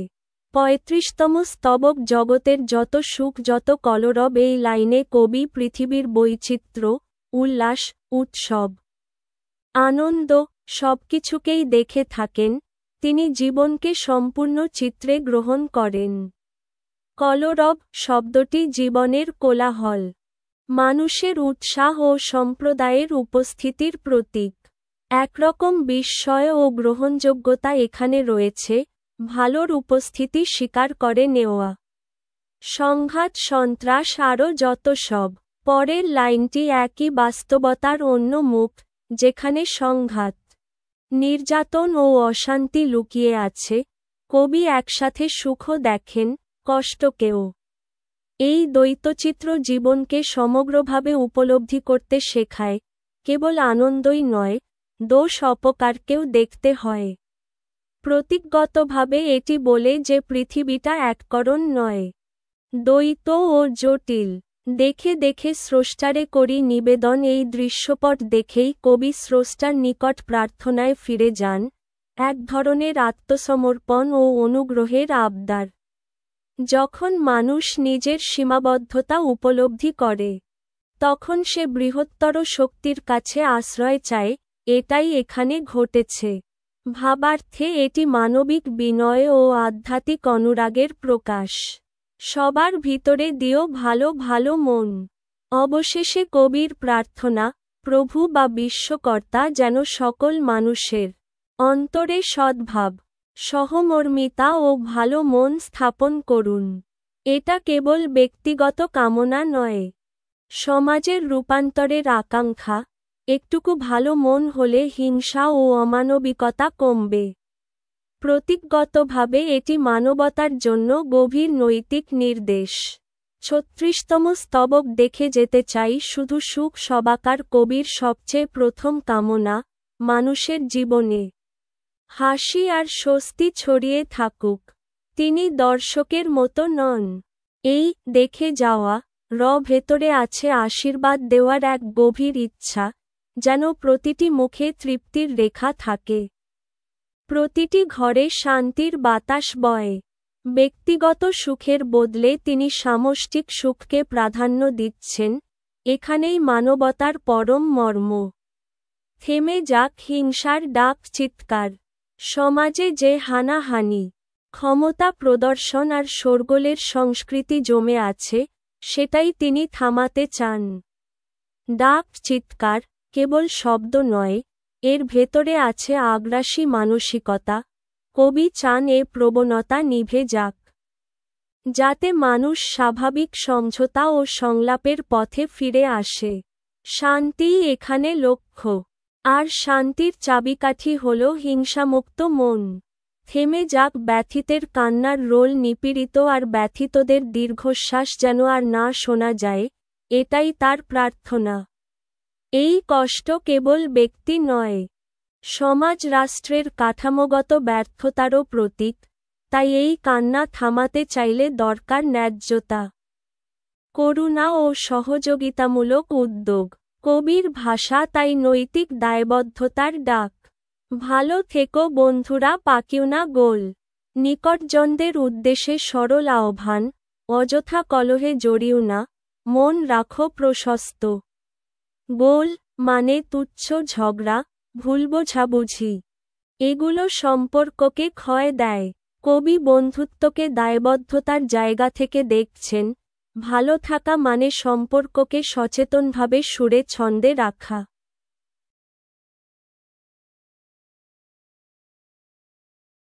৩৭তম স্তবক আপন ভুবনে আমি বীর মহাবীরে। বীর হওয়া বাহাদুরি নয়, কষ্টের মুখে টেকেই থাকা, নীতিতে অবিচল থাকা, এই নীরব সাহসের নাম বীরত্ব। আপন ভুবন মানে নিজের মূল্যবোধ নির্ভর অভ্যন্তরীণ জগৎ, যেখানে তিনি নিজেকে গড়ে তুলেছেন দৃঢ় ও সংযতভাবে। বাইরের তোলপাড়েও এই ভীতই তাকে দাঁড় করাই। ব্যথার সাগরে বাঁধি সদা সুখনীর। জীবনের যন্ত্রণাকে অস্বীকার না করে তার মাঝেই তিনি সুখের ছোট্ট আশ্রয় বানাতে পারেন, এটাই তার স্থিতিস্থাপকতা। সাগর শব্দটি কষ্টের ব্যাপকতা বোঝায়, আর নিরাপত্তা ও মমতার প্রতীক। বিপর্যয়কে সম্ভাবনায় বদলে দেওয়ার শিল্প যেন এ লাইনে ধরা। দিকে দিকে চারিদিকে তুলি কলরব, তিনি যেখানে যান আশার সুর তুলতে চান। আনন্দ সংক্রামক বলেই এই কলরব। নিরাশার ভিতরে আশাবাদের আওয়াজ তুলতে পারাটাই তার কাজ। এই কলরব অন্যদেরও জাগায়, একসাথে চলার শক্তি দেয়। এটি এক ধরনের নেতৃত্বও বটে, সুর তুলে পথ দেখানো। তবুও নই কিছু, তাহারই তো সব। এখানে বিনয় ও ঈশ্বর, সমষ্টির প্রতি সমর্পণ। সব সাফল্যের মালিক তিনি নন, তারই তো সব। ব্যক্তিগত অর্জনের অহং তিনি কাটিয়ে দিচ্ছেন। সত্যিকার কাজ হয় বৃহত্তর শক্তির অনুগ্রহে ও সবার সহযোগিতায়। এই বোধই তাকে সংযত রাখে। ৩৮তম স্তবক যার কাছে ফিরে যাব তার ভালোবাসা জীবনের পরিণতি হিসেবে তিনি স্রষ্টার কাছে প্রত্যাবর্তনের কথা বলছেন। এখানে পুরস্কার হিসেবে চান কেবল ভালোবাসা। বস্তুগত অর্জনের বদলে ঐশী স্নেহই তার শেষ আশ্রয়। ভালোবাসা মানেই ক্ষমা, করুণা ও গ্রহণযোগ্যতা, যা সব অভাব ভরাট করে। পেতে চাই সদা আমি এইটুকু আশা। কবির দাবি সামান্য, কিন্তু তাই সবচেয়ে বড়। সদা অবিরাম ভালোবাসার প্রাপ্যতা। এইটুকু শব্দে বিনয়ের সুর। তবু এতে আছে চূড়ান্ত কামনা, প্রতিটি মুহূর্ত ভালোবাসায় সিঞ্চিত হোক। এই হল আধ্যাত্মিক তৃষার সরল উচ্চারণ। আছে যারা আশেপাশে বন্ধু সুহৃদও, তিনি চারপাশের মানুষদের মূল্য দেন, বন্ধু সুহৃদই কঠিন সময়ে ভরসা। এই স্বীকৃতি কৃতজ্ঞতার। মানুষ একা নয়, সম্পর্কের জালেই টিকে থাকে। তাই আশেপাশের মানুষই তার হৃদয়ের ছায়া। আমার সুখে যার চোখে নাই নিদ, যে বন্ধু তার আনন্দে নির্ঘুম থাকে, অর্থাৎ নিখাদ সুখ বেদনায় অংশ নেয়, সেই প্রকৃত বন্ধু। এই লাইন স্বার্থহীনতার পরীক্ষা। যেখানে ঈর্ষা নেই, আছে সহমর্মিতা। এমন বন্ধুত্ব কবির কাছে আশীর্বাদ। ৩৯তম স্তবক তারে বলি বন্ধুগো ছাড়ো পেরেশানি, বন্ধুদের উদ্দেশ্যে বাস্তববাদী উপদেশ, দুশ্চিন্তা ছেড়ে দাও, মনকে হালকা করো। পেরেশানি ধরে রাখলে সৃজনশীলতা ও উদ্যম শুকিয়ে যায়। মুক্ত মনেই শান্তি ও সমাধান আসে। এই জীবনবোধ তিনি সবার সঙ্গে ভাগ করছেন। অহেতুক কেন করো এত কানাকানি? অকারণ আত্মবিলাপ বা দীর্ঘশ্বাস সমস্যার সমাধান নয়, এ কথা তিনি কৌতুক দাগে বলছেন। আবেগকে অস্বীকার নয়, কিন্তু আবেগের লাগাম টেনে ধরে কাজে নেমে পড়াই বুদ্ধিমানের পথ। উদ্দেশ্য প্রায়োগিকতায় ফেরানো। যে যার পথে মোরা চলে যাব ভাই, প্রত্যেকের জীবন পথ আলাদা, ভিন্নতা স্বাভাবিক। বরং তাই জীবনের সৌন্দর্য। তাই অন্যের ভিন্ন পছন্দ, পথ দেখেই বিরাগ নয়, শ্রদ্ধা গড়ে তোলা উচিত। গ্রহণযোগ্যতাই শান্ত সহাবস্থানের শর্ত। অহেতুক তিক্ততায় কোন লাভ নাই। তিক্ততা কেবল সম্পর্ককে ক্ষতবিক্ষত করে। সময় শক্তি দুটোই নষ্ট হয়। তিক্ততার বদলে সংলাপ, সহনশীলতা আর প্রয়োজনীয় দূরত্ব, এসবই সমাধানের চাবিকাঠি। কবির পরামর্শ তাই ইতিবাচকতার পক্ষে। ৪০তম স্তবক কর্মগুণে ফল পাব আমি তুমি, সব এটি কর্মফলের নীতি, যা করব তারই ফল পাব। তাই অন্যের সাফল্যে বিরক্ত হওয়ার যুক্তি নেই, নিজের কাজেই মন দিতে হবে। তিনি মেধা পরিশ্রম নীতিকেই শ্রেষ্ঠ মানদণ্ড করছেন। তবে কেন হানাহানি, এত কলরব? যদি কর্মই চূড়ান্ত বিচারক, তবে ঝগড়া হানাহানির শোরগোল কেন? এই প্রশ্নে সমাজ রাজনীতির প্রতি মৃদু তিরস্কার আছে। শব্দ নয়, কাজ বলুক। কলরব কমে এলে সৃজনশীল শক্তি বাড়ে। বার্তাটি সোজা সাপটা। আমার আমি কি তবে তোমা হতে বড়? ঈর্ষা ও প্রতিযোগিতার গোড়ায় থাকে আমি, অহং। তিনি নিজের আমি কেই প্রশ্নে তুলছেন। এই আত্মসমালোচনা আসলে অহং ভাঙার চর্চা। মানুষ বড় হয় নম্রতায়, বড়াইয়ে নয়। প্রশ্নের ধারী শেখাচ্ছে বিনয়। তা না হলে কেন তুমি ঈর্ষাটা কর? ঈর্ষা কেন? কবির শেষ প্রশ্নে নৈতিক জিজ্ঞাসা। যদি কর্মফলই সত্য হয়, তাহলে ঈর্ষা অর্থহীন। বরং তা নিজের শক্তি ক্ষয় করে। কাজেই ঈর্ষা ত্যাগ করে নিজ কর্মে নিবিষ্ট হওয়াই মুক্তি ও উন্নতির পথ। এটাই চূড়ান্ত শিক্ষা।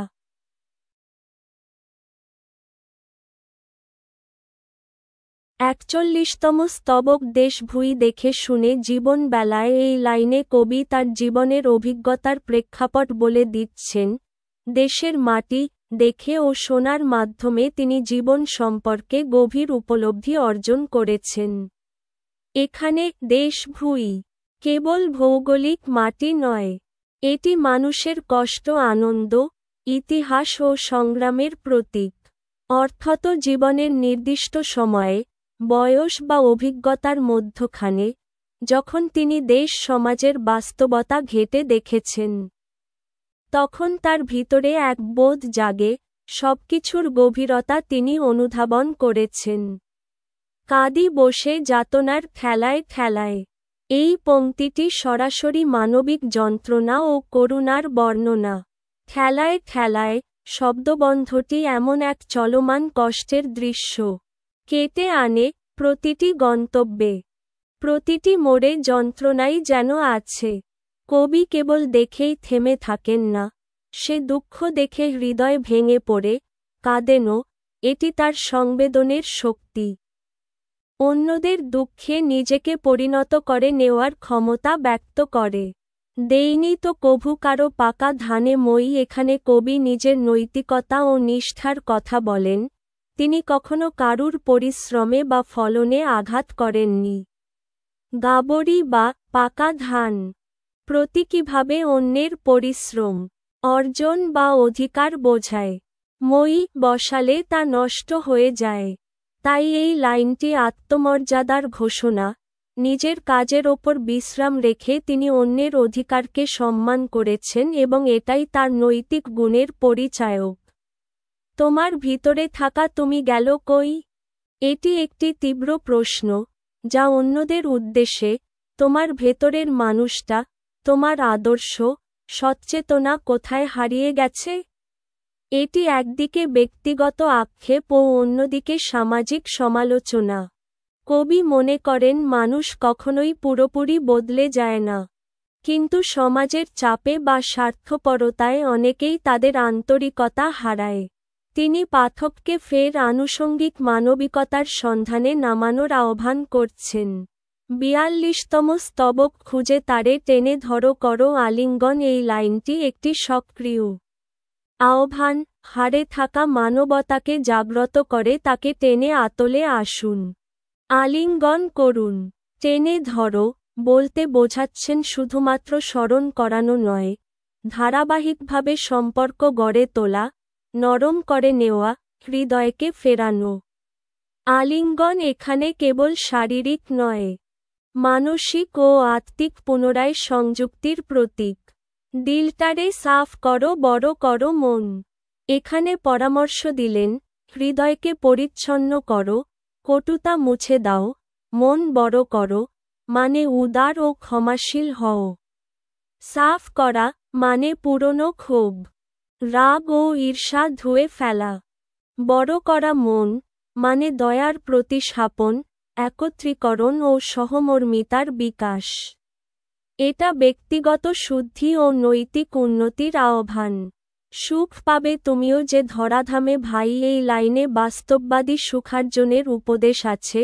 মনকে পরিষ্কার করলেই পৃথিবীতেই, ধরাধামে সত্যিকারের সুখ পাওয়া যাবে।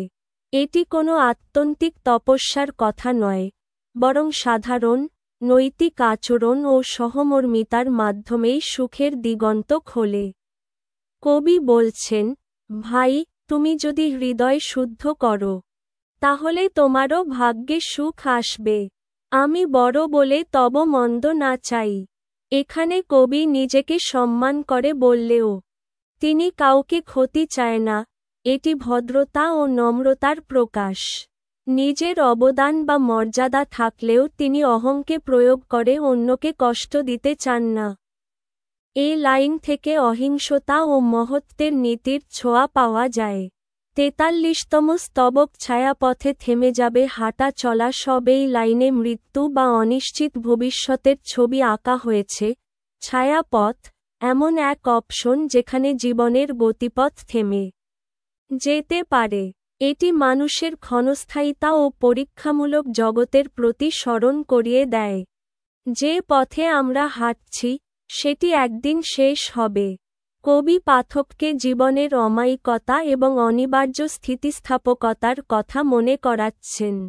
থেমে যাবে ফুল তোলা কথা কলরব। মৃত্যুর বা সময়ের রুখে দাঁড়িয়ে জীবনের সৌন্দর্য, ফুল তোলা কথাবার্তা, কোলাহল সবই থেমে যাবে। এই লাইনটি আমাদের কেবল ক্ষণস্থায়িতা শেখায় না, বরং অনুপ্রেরণাও দেয়। কারণ যা স্থায়ী হবে তা হল ভালো কাজ ও শব্দের স্মৃতি, ভোগ্যবস্তু নয়। রয়ে যাবে কথা মালা কাজ সমাহার। এখানে বলা হয়েছে মানবিক কাজ, কথা ও সৃষ্টিকর্মই মন্দির ছাড়িয়ে থাকে। কথা মালা কিংবা কাজের সংগ্রহই টিকে থাকে। মানুষের জীবনের চিহ্নগুলো কেবল বস্তু নয়, তার করা কাজ ও বলা কথা। এগুলোই পরবর্তী প্রজন্ম ও ইতিহাসে গড়ে ওঠে। কবি নিজের লেখালেখি ও কর্মকেই এমন এক ভারসাম্যের অংশ বানাতে চান। ইতিহাস রচি তাই লিখে বারবার। এই লাইন থেকে বোঝা যায় কবি নিজের কর্ম ও লেখার মাধ্যমে ইতিহাস রচনা করার নিয়ত জানাচ্ছেন। তিনি বারবার লিখছেন যাতে তার মূল্যমান ও বার্তা ইতিহাসে সংরক্ষিত হয়। এখানে লেখালেখি শুধু ব্যক্তিগত প্রকাশ নয়, সামাজিক দায়বদ্ধতা, তার লেখাই ভবিষ্যতের সাক্ষ্য। ৪৪তম স্তবক সুহৃদ সুজন কত এসে পথে পথে জীবনের পথে যে বহু বন্ধু অভিভাবক এসেছে তাদের স্মরণ। এখানে কবি যৌন সম্মিলনের নান্দনিকতা স্মরণ করান। সুহৃদ সুজন বলতে বোঝানো হল সেই সব মানুষ যারা সদা সহায়, মানবিক ও নৈতিকভাবে সঠিক পথে অনুপ্রাণিত করেছেন। তাদের উপস্থিতি জীবনের পথচলায় অনুগ্রহস্বরূপ ছিল। উঠেছিল নেমে গেল ভাঙ্গা এই রথে। এখানে জীবনের উত্থান পতন, স্বপ্নের শুরু ও তার ভাঙনকে রথের প্রতীক দিয়ে চিত্রিত করেছেন। রথ ওঠে আর ভেঙে পড়ে, যেমন জীবনের অনেক আশা উঠে পড়ে যায়। ভাঙ্গা রথ এমন এক জীবনের সংকটের ইঙ্গিত, যেখানে সম্পর্ক, কাজ বা স্বপ্ন ছোটখাটো অনিষ্টে বিঘ্নিত হয়। সকলের মঙ্গলে করে গেছি কাজ কবি জানিয়েছেন।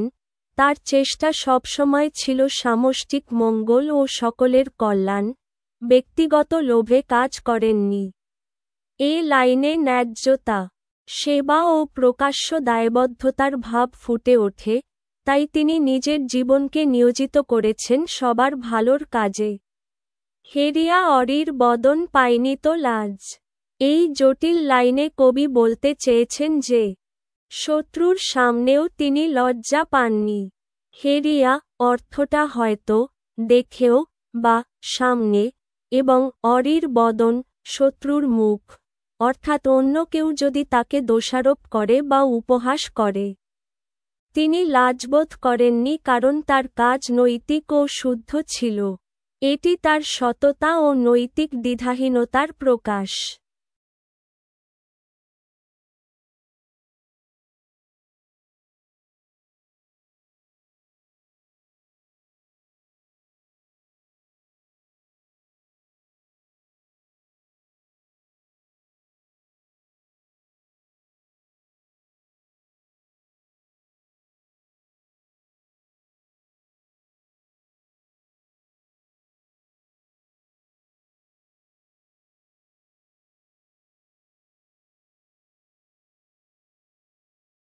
পঁয়তাল্লিশতম স্তবক সুখে থাক সুখ পাক সুজন অরি। এখানে তিনি আবার সকলের জন্য শুভকামনা জানাচ্ছেন। যে সুজন বা মানুষের কল্যাণ চিন্তা আছে, তারা সুখী হোক, তাদের সভা শান্তি সমৃদ্ধি পাক।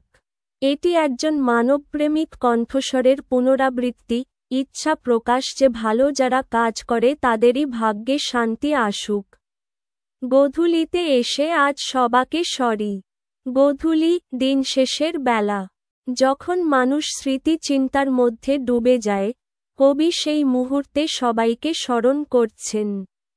এটা একান্ত রিফ্লেক্টিভ মুহূর্ত, দিনের কাজ, মানুষের মুখ, ভালো ও খারাপ সব মিশে আসে।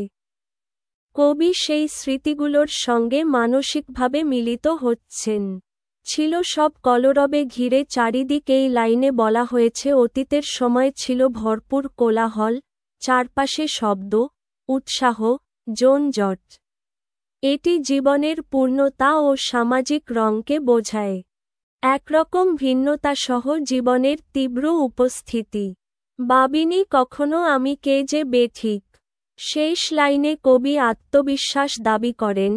তিনি কখনো নিজেকে বিচ্ছিন্ন বা অযথা ভেবে অনুপযুক্ত মনে করেননি। বেঠিক মানে অনুচিত বা অপ্রাসঙ্গিক। কবি বলতে চান, তিনি কখনোই নিজের পরিচয় নিয়ে দ্বিধাদ্বন্দ্বে না পড়ে অন্যায় পথ অনুসরণ করেননি, নিজের কাজ ও নীতিতে তিনি স্থির ছিলেন। 46তম স্তবক যখন দেখেছি যাহা লিখে কবিতায় কবি বলছেন, জীবনে যা কিছু তিনি প্রত্যক্ষ করেছেন তা কেবল মনে রাখেননি, সেই সব অভিজ্ঞতা ও দৃশ্য তিনি কাগজে তুলেছেন। এখানে লেখালেখি কোনো কল্পনা নয়, বরং বাস্তব দেখার, অনুভবের সরাসরি রেকর্ড। লেখাটি তার জীবন ভ্রমণের স্বচ্ছ সাক্ষ্য। একই সঙ্গে এটি লেখকের সততা প্রকাশ করে, সে যা দেখেছে, তাই বলে দিয়েছে। ছাটা বা রঙিন চালানো নয়। ছন্দের তালে তালে দিয়েছি সবাই। লিখে রাখা মাত্রই তা কাঁচা তথ্য নয়, কবি আভ্যন্তরীণ ছন্দ ও সঙ্গীতে বেঁধে পাঠকের কাছে পৌঁছে দিতে চেয়েছেন।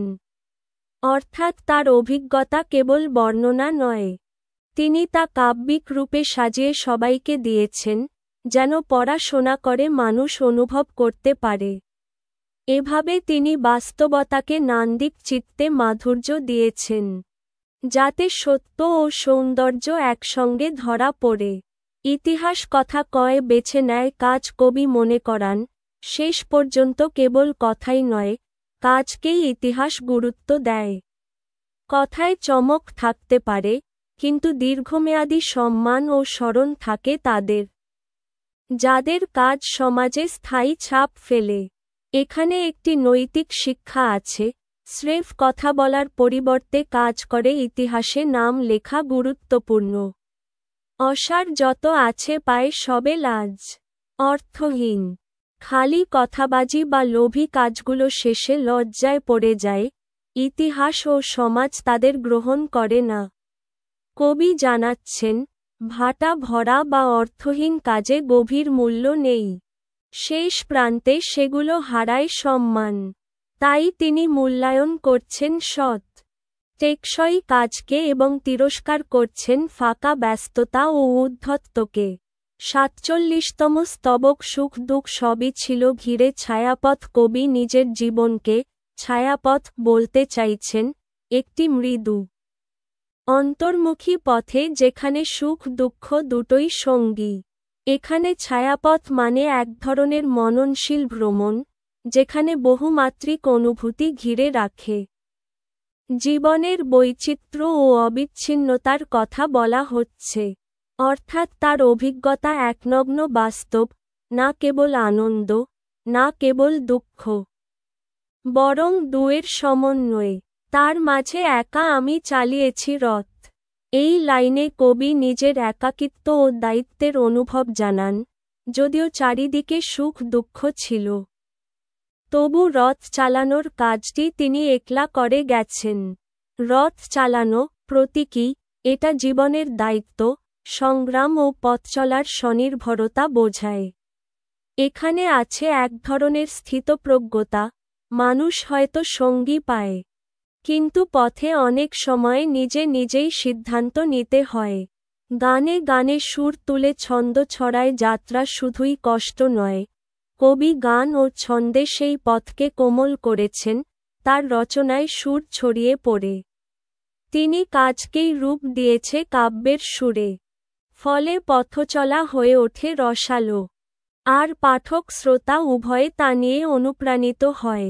এর মাধ্যমে বলা হচ্ছে, কষ্টকেও সৌন্দর্যের রূপ দিলে তা সহ্যযোগ্য ও অনুপ্রাণ হয়ে ওঠে। কথা কব যুগে যুগে মাটির এই ধরায়। কবি বিশ্বাস করেন তার কথা। তার সৃষ্টি মাটির ওপর দীর্ঘজীবী হবে, যুগে যুগে মানুষ তা স্মরণ করবে বা পাঠ করবে। এখানে মাটি মানে সাধারণ মানুষের জীবন, তার কথা কেবল উচ্চচর্যায় সীমাবদ্ধ নয়। সাধারণ জীবনে প্রবেশ করে দীর্ঘকাল টিকে থাকবে। এটি লেখকের ঐতিহাসিক দায়বোধ ও চেতনা প্রকাশ করে, তার রচনা সে সময়কেও ছুবে। 48তম স্তবক গাছপালা পশুপাখি প্রজাপতি দল। কবি প্রকৃতির নানান উপাদান, গাছ, পশু পাখি, প্রজাপতি, এগুলোকে তালিকাভুক্ত করে দেখাচ্ছেন প্রকৃতির সম্বন্ধে তার ঘন সম্পর্ক। এগুলো শুধু পটভূমি নয়, জীবনের সহচর। প্রতিদিনের উৎসাহ ও মিত্র।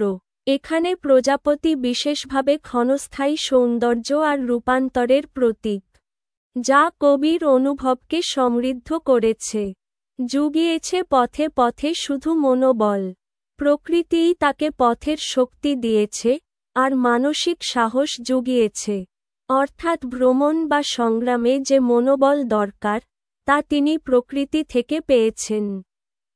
প্রাকৃতিক সংস্পর্শ তাকে শক্তি যোগায়। এই লাইন নীরব কৃতজ্ঞতার সুর। কবি জানেন যে প্রকৃতির সহযোগিতা তাকে টিকে থাকতে সাহায্য করেছে।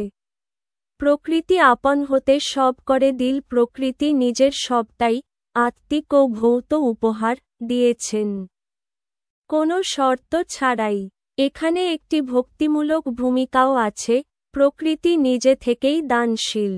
কবি মনে করেন প্রকৃতি তার নিজের সন্তানদের মতো আচরণ করে, তাই মানুষের প্রতি যত্নশীল। ডেকে ডেকে ছায়াতলে ভালোবেসেছিল। প্রকৃতি বারবার ডাক দিয়েছিল, তার ছায়াতে এসে কবি ভালোবেসেছে। এখানে ডেকে ডেকে বলা হয় যে প্রকৃতির আহ্বান বারবার এসেছে এবং তিনি সাড়া দিয়েছেন। ছায়াতলে ভালোবেসেছিল মানে শান্ত আশ্রয়ে প্রেমবোধ জন্ম নেয়। প্রকৃতি তাকে মমতায় আবৃত করেছে।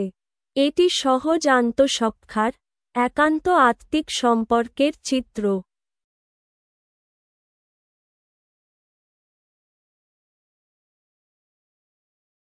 ৪৯তম স্তবক ফিরে যাই শিকড়েতে চোখ বুজে দেখি কবি শিকড়ে ফিরে ফিরে যান, নিজের মূল জন্মভূমি বা আত্মিক ভিত্তিতে। চোখ বুজে বলতে বোঝায় তিনি বোঝাপড়ার বাইরে অনুভবে ফিরে গেছেন, কঠিন বিবেচনায় নয়। অন্তর্মুখী ভাবনায় শিকড়কে স্পর্শ করছেন। এটি এক ধরনের ধ্যানমূলক অভিজ্ঞতা, মাছুলক নয়, ভিতরের নীরব উপলব্ধি। সংসারে মনে হয় সব কিছু মেকি। শিকড়ে ফিরে এসে দেখেন সংসারের অনেক জিনিস ভোগ্য, কৃত্রিম ও মেকি, অর্থাৎ কোনো ভিত নেই। এখানে মেকি বলতে সাধারণত প্রতিষ্ঠিত বা আর্থিক ভোগ্য চাহিদার ফাঁকিবাজি বোঝায়। কবি এর থেকে বিস্মিত বা হতাশ। তিনি অনুভব করেন, সামাজিক ধোঁকা বা মিথ্যা মর্যাদার স্পর্শ তাকে মহতভাবে কষ্ট দেয়। একেলা পথিক আমি নিজ ছায়াপথে। কবি আবার নিজের একাকিত্বের জায়গায় আগ্রহ প্রকাশ করছেন। তিনি একা পথিক, নিজের ছায়াপথে চলে। ছায়াপথে ফিরে আসা মানে আভ্যন্তরীণ খোঁজে নিভৃত চলতে থাকা। এখানে সৌন্দর্য নয়, বরং নিজের সাথে কাঁধ মিলিয়ে চলার দৃঢ় সংকল্প দেখা যায়। যেতে চাই হাসি মুখে নিজ ভাঙ্গা রথে। এখানে কবি তার দুর্বলতা ভাঙনকে সব গ্রহণ করে সেই ভাঙ্গা রথেই যেতে চান, তবুও হাসি মুখে। এটি আত্মস্বীকার আর শান্তিকামী মনোভাবের মিল। ভাঙা জীবনের সঙ্গে হিসেব মিটিয়ে গর্বহীনভাবে বিদায় নেন। তার ইচ্ছা, অন্তিম যাত্রা হলেও তা শান্তি ও হাসিতে পরিপূর্ণ হবে। ৫০তম স্তবক দিল যারা ভালোবাসা রাগ অনুরাগ। এই লাইনে কবি জানাচ্ছেন, যারা তাকে ভালোবেসে কখনো রাগও করেছে, অনুরাগও দেখিয়েছে। মানব সম্পর্ক সবসময় সরল নয়, স্নেহের সঙ্গেই ক্ষোভ আবেগও থাকে। তিনি সেই সব অনুভূতিকে কেবল অভিযোগ হিসেবে দেখেন না, বরং সম্পর্কের বাস্তবতা হিসেবে গ্রহণ করেন। এই লাইনটি নির্দেশ করে, বন্ধুত্ব ভালোবাসায় তফাৎ থাকে, তা স্বাভাবিক। সকলের তরে খোলা রাখি কবিবাগ। কবি নিজের অন্তরকে, লেখনীর বাগানকে সবার জন্য উন্মুক্ত রেখেছেন। সবার কল্যাণে তার সৃষ্টি ও সুনামের দরজা খোলা। কবিবাগ প্রতীকী, তার সৃষ্টির স্থান, হৃদয়ের বাগান, যেখানে সবাই এসে অংশ নিতে পারে। এটি উদারতার প্রতীক। কবি নিজের প্রতিভা কোনো সীমা ছাড়া মানুষের জন্য উৎসর্গ করেছেন। দুঃখ ব্যথা দিল যারা সম্মুখে আড়ালে, যারা তাকে সরাসরি বা পেছনে থেকে কষ্ট দিয়েছে, আহত করেছে, তিনি সেসব মানুষকেও স্মরণ করেছেন। এখানে সম্মুখে ও আড়ালে দিয়ে বোঝানো হচ্ছে উভয় রকম ক্ষতি, সোজাসুজি করা কিংবা গোপনে করা। কবি এসবকে ব্যক্তিগত রাগ বা প্রতিশোধের কারণ বানাননি, বরং তা মানবতার অংশ হিসেবে গ্রহণ করেছেন। ফিরাইনি কোন জনে হাতটি বাড়ালে, যে কেউ সাহায্যের হাত বাড়িয়েছে তিনি তাকে ফিরিয়ে দেননি। এই লাইন তার উদারতা ও সহানুভূতি প্রকাশ করে। কষ্ট দেয়ার পরেও সে সাহায্য করলে কবি তা ন্যায্য গৃহীত করেছেন। দুর্দশায় পাশে থেকেছেন সবাইকে। এখানে মানবিকতার সীমাহীনতা ও অপরকে গ্রহণ করার মনোভাব স্পষ্ট। ৫১তম স্তবক অগ্নন কণ্ঠক মালা ছিল পথে। কবি এখানে বোঝাচ্ছেন জীবনের পথে অসংখ্য মানুষের কথা, সঙ্গ, অভিজ্ঞতা বা স্মৃতি তার সঙ্গে ছিল। এই কণ্ঠক মালা মানে এক দীর্ঘ জীবনের বিভিন্ন মুহূর্তে মানুষের আবেগ, উচ্ছ্বাস ও উপস্থিতি তার জীবনকে সজ্জিত করেছে। এটি নির্দেশ করে মানব সংস্পর্শ ও সম্পর্কের গুরুত্ব, যেগুলো আমাদের পথচলাকে সমৃদ্ধ করে। আজও আছে কণ্ঠক দেখি শতে শতে যে সকল মানুষের প্রভাব, তাদের কথা, উপস্থিতি বা সান্নিধ্য তার জীবনে এসেছে। তা আজও স্মৃতির মধ্যে জীবিত। শতে শতে শব্দটি বারংবারের স্মৃতি ও পুনরাবৃত্তির অনুভূতি বোঝায়।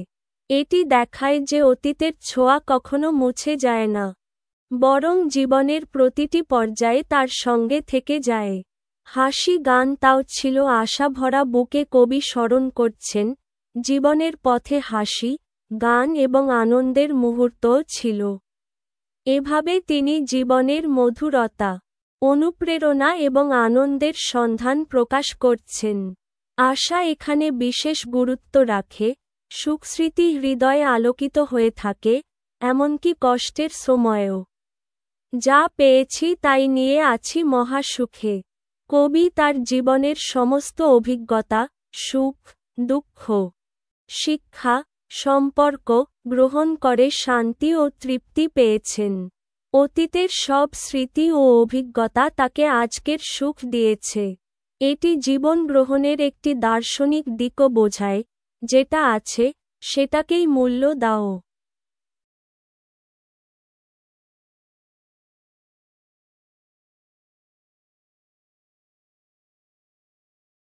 বাহান্নতম স্তবক দুঃখের সাগরে ভেসে সুখ অনুভব। কবি বোঝাচ্ছেন জীবনের দুঃখের মধ্যেও তিনি সুখ খুঁজে পেয়েছেন। দুঃখের সাগরে ভেসে মানে জীবনের কষ্ট দুঃখের মাঝে নিজেকে হারাবেন না, বরং তার মধ্যেই সুখের অনুধাবন করছেন। এটি মানসিক দৃঢ়তা ও ধৈর্যের প্রতীক। করি তাই আনমনে তুলি কলরব। উদাসীন মন নিয়ে তিনি আনন্দ এবং রঙিন অভিজ্ঞতা, কলরব তৈরি করছেন। অর্থাৎ কষ্ট থাকলেও কবি জীবনের আনন্দ, সৃজনশীলতা ও মানবিক সম্পর্ককে গুরুত্ব দিয়ে এগিয়ে যাচ্ছেন। এটি জীবনের প্রতি ইতিবাচক মনোভাব প্রকাশ করে। ব্যথার আগুনে পুড়ে হেসে গাই গান। এখানে কবি ব্যথা ও কষ্টের কথা উল্লেখ করেছেন, কিন্তু সেই আগুনে পোড়ার মধ্যেও তিনি গান গাইছেন। এটি বোঝায় কষ্টকে সৃজনশীলতার উৎসে রূপান্তরিত করার ক্ষমতা। মানে যন্ত্রণাও তাকে ঘাটিয়ে দিচ্ছে না, বরং শক্তি দিচ্ছে। হৃদয়ের তারে বাজে সুরভিত ঘ্রাণ। কবির অভিজ্ঞতা ও অনুভূতির সূক্ষ্মতা প্রকাশ করে। হৃদয়ের তারে যেন সুরের মতো ঘ্রাণ বা সুগন্ধ বাজে। অর্থাৎ তার অনুভূতি জীবনের প্রতিটি দিককে সুরেলা ও সৌন্দর্যময়ভাবে উপলব্ধি করে। এটি মননশীলতার প্রতীক। ৫৩তম স্তবক লিখেছি গ্রন্থ ৩১৭ উপর। কবি তার সৃষ্টিকর্মের পরিধি উল্লেখ করেছেন। তিনি ৩ শতাধিক গ্রন্থ লিখেছেন। এটি তার অধ্যবসায়, পরিশ্রম এবং সাহিত্যপ্রেমের প্রমাণ।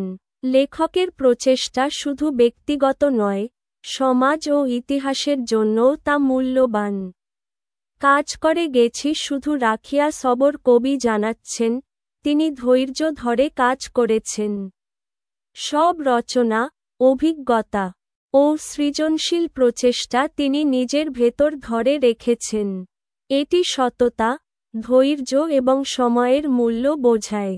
ফল তার কিছু কিছু আসিয়াছে হাতে, যতটা প্রতিশ্রুতি বা পরিশ্রম করেছেন, তার কিছু ফল মিলেছে। তবে সব কিছু নয়। কিছু অর্জন আসেনি। এটি জীবনের বাস্তবতা, প্রচেষ্টা সব সময় পূর্ণ ফল দেয় না। বাকিটাও দিবেন আশা ইসমে, যাতে অর্জিত ফলের সীমিততাও তাকে আশা হারাতে বাধা দেয়নি। কবি বিশ্বাসী যে ভবিষ্যতে সঠিক সময়ে আরও পুরস্কার বা ফল আসবে। এটি ইতিবাচক মনোভাব ও বিশ্বাসের প্রতীক। ৫৪তম স্তবক সুখী দুঃখী সকলেই ফিরে যাব ভাই। কবি মনে করান, সব মানুষ শেষ পর্যন্ত পৃথিবী ত্যাগ করবে।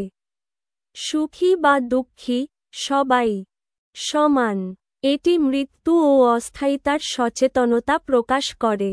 ধরা ধামে রয়ে যাবে শুধু কাজটাই, মানুষ চলে গেলেও তার কাজই ধরা ধরে থাকে। অর্থাৎ নিখুঁত কাজ, ভালো ব্যবহার, শিক্ষা, এইসবই চিরকাল বাকি থাকে। এটি জীবনের নৈতিক ও দার্শনিক শিক্ষা। ভালো কাজ, ভালো কথা, ভালো ব্যবহার, এই লাইনে কবি পুনরায় গুরুত্ব দিচ্ছেন, ভালো কাজ ও আচরণই মানুষের প্রকৃত সম্পদ। কথার মূল্য কম, কাজের মূল্য বেশি। বিনে কারো পরকালে নাই নিস্তার। কবি মনে করান, অন্যের উপর নির্ভর করে জীবন সহজ হয় না। নিজের পরিশ্রম, নৈতিকতা ও সদাচারী মানুষের মুক্তি ও শান্তি আনতে পারে। ৫৫তম স্তবক দেখেছি ধনীর দুলাল গেছে কত মিশে। কবি সমাজের অভিজ্ঞতা তুলে ধরছেন। ধনী ও ক্ষমতাশালী লোকেরা মিশে, সংস্কার বা সম্পর্কের আড়ালে, তাদের ক্ষমতা দেখায়। এটি সমাজের ভিন্নমত ও অবিচারের দিকও নির্দেশ করে। তাই বলি ভাবো ভাই, রং রস মিছে। কবি সতর্ক করছেন, ধন, বিত্ত বা বাহ্যিক আড়ম্বরের চটক অনেক সময় ভণ্ডামি ও মিথ্যা হয়। রং রস বা বাহ্যিক ঝলক থেকে বিচলিত হওয়ার দরকার নেই। মহৎ হৃদয় যার, সেই ভবে সুখী। সত্যিকারের সুখ আসে মহৎ হৃদয়ের মানুষের কাছ থেকে। অর্থাৎ বড় মন, ভালো ইচ্ছা ও সদাচার মানুষকে সুখী করে। ছোট মনা সকলেই ধরাধামে দুঃখী। ছোট মন বা হিংসুক মানুষের জীবন সবসময় দুঃখে পূর্ণ। এটি নৈতিক শিক্ষা। অভিমানী ও ঈর্ষাপরায়ণ চেতনায় সুখ আসে না।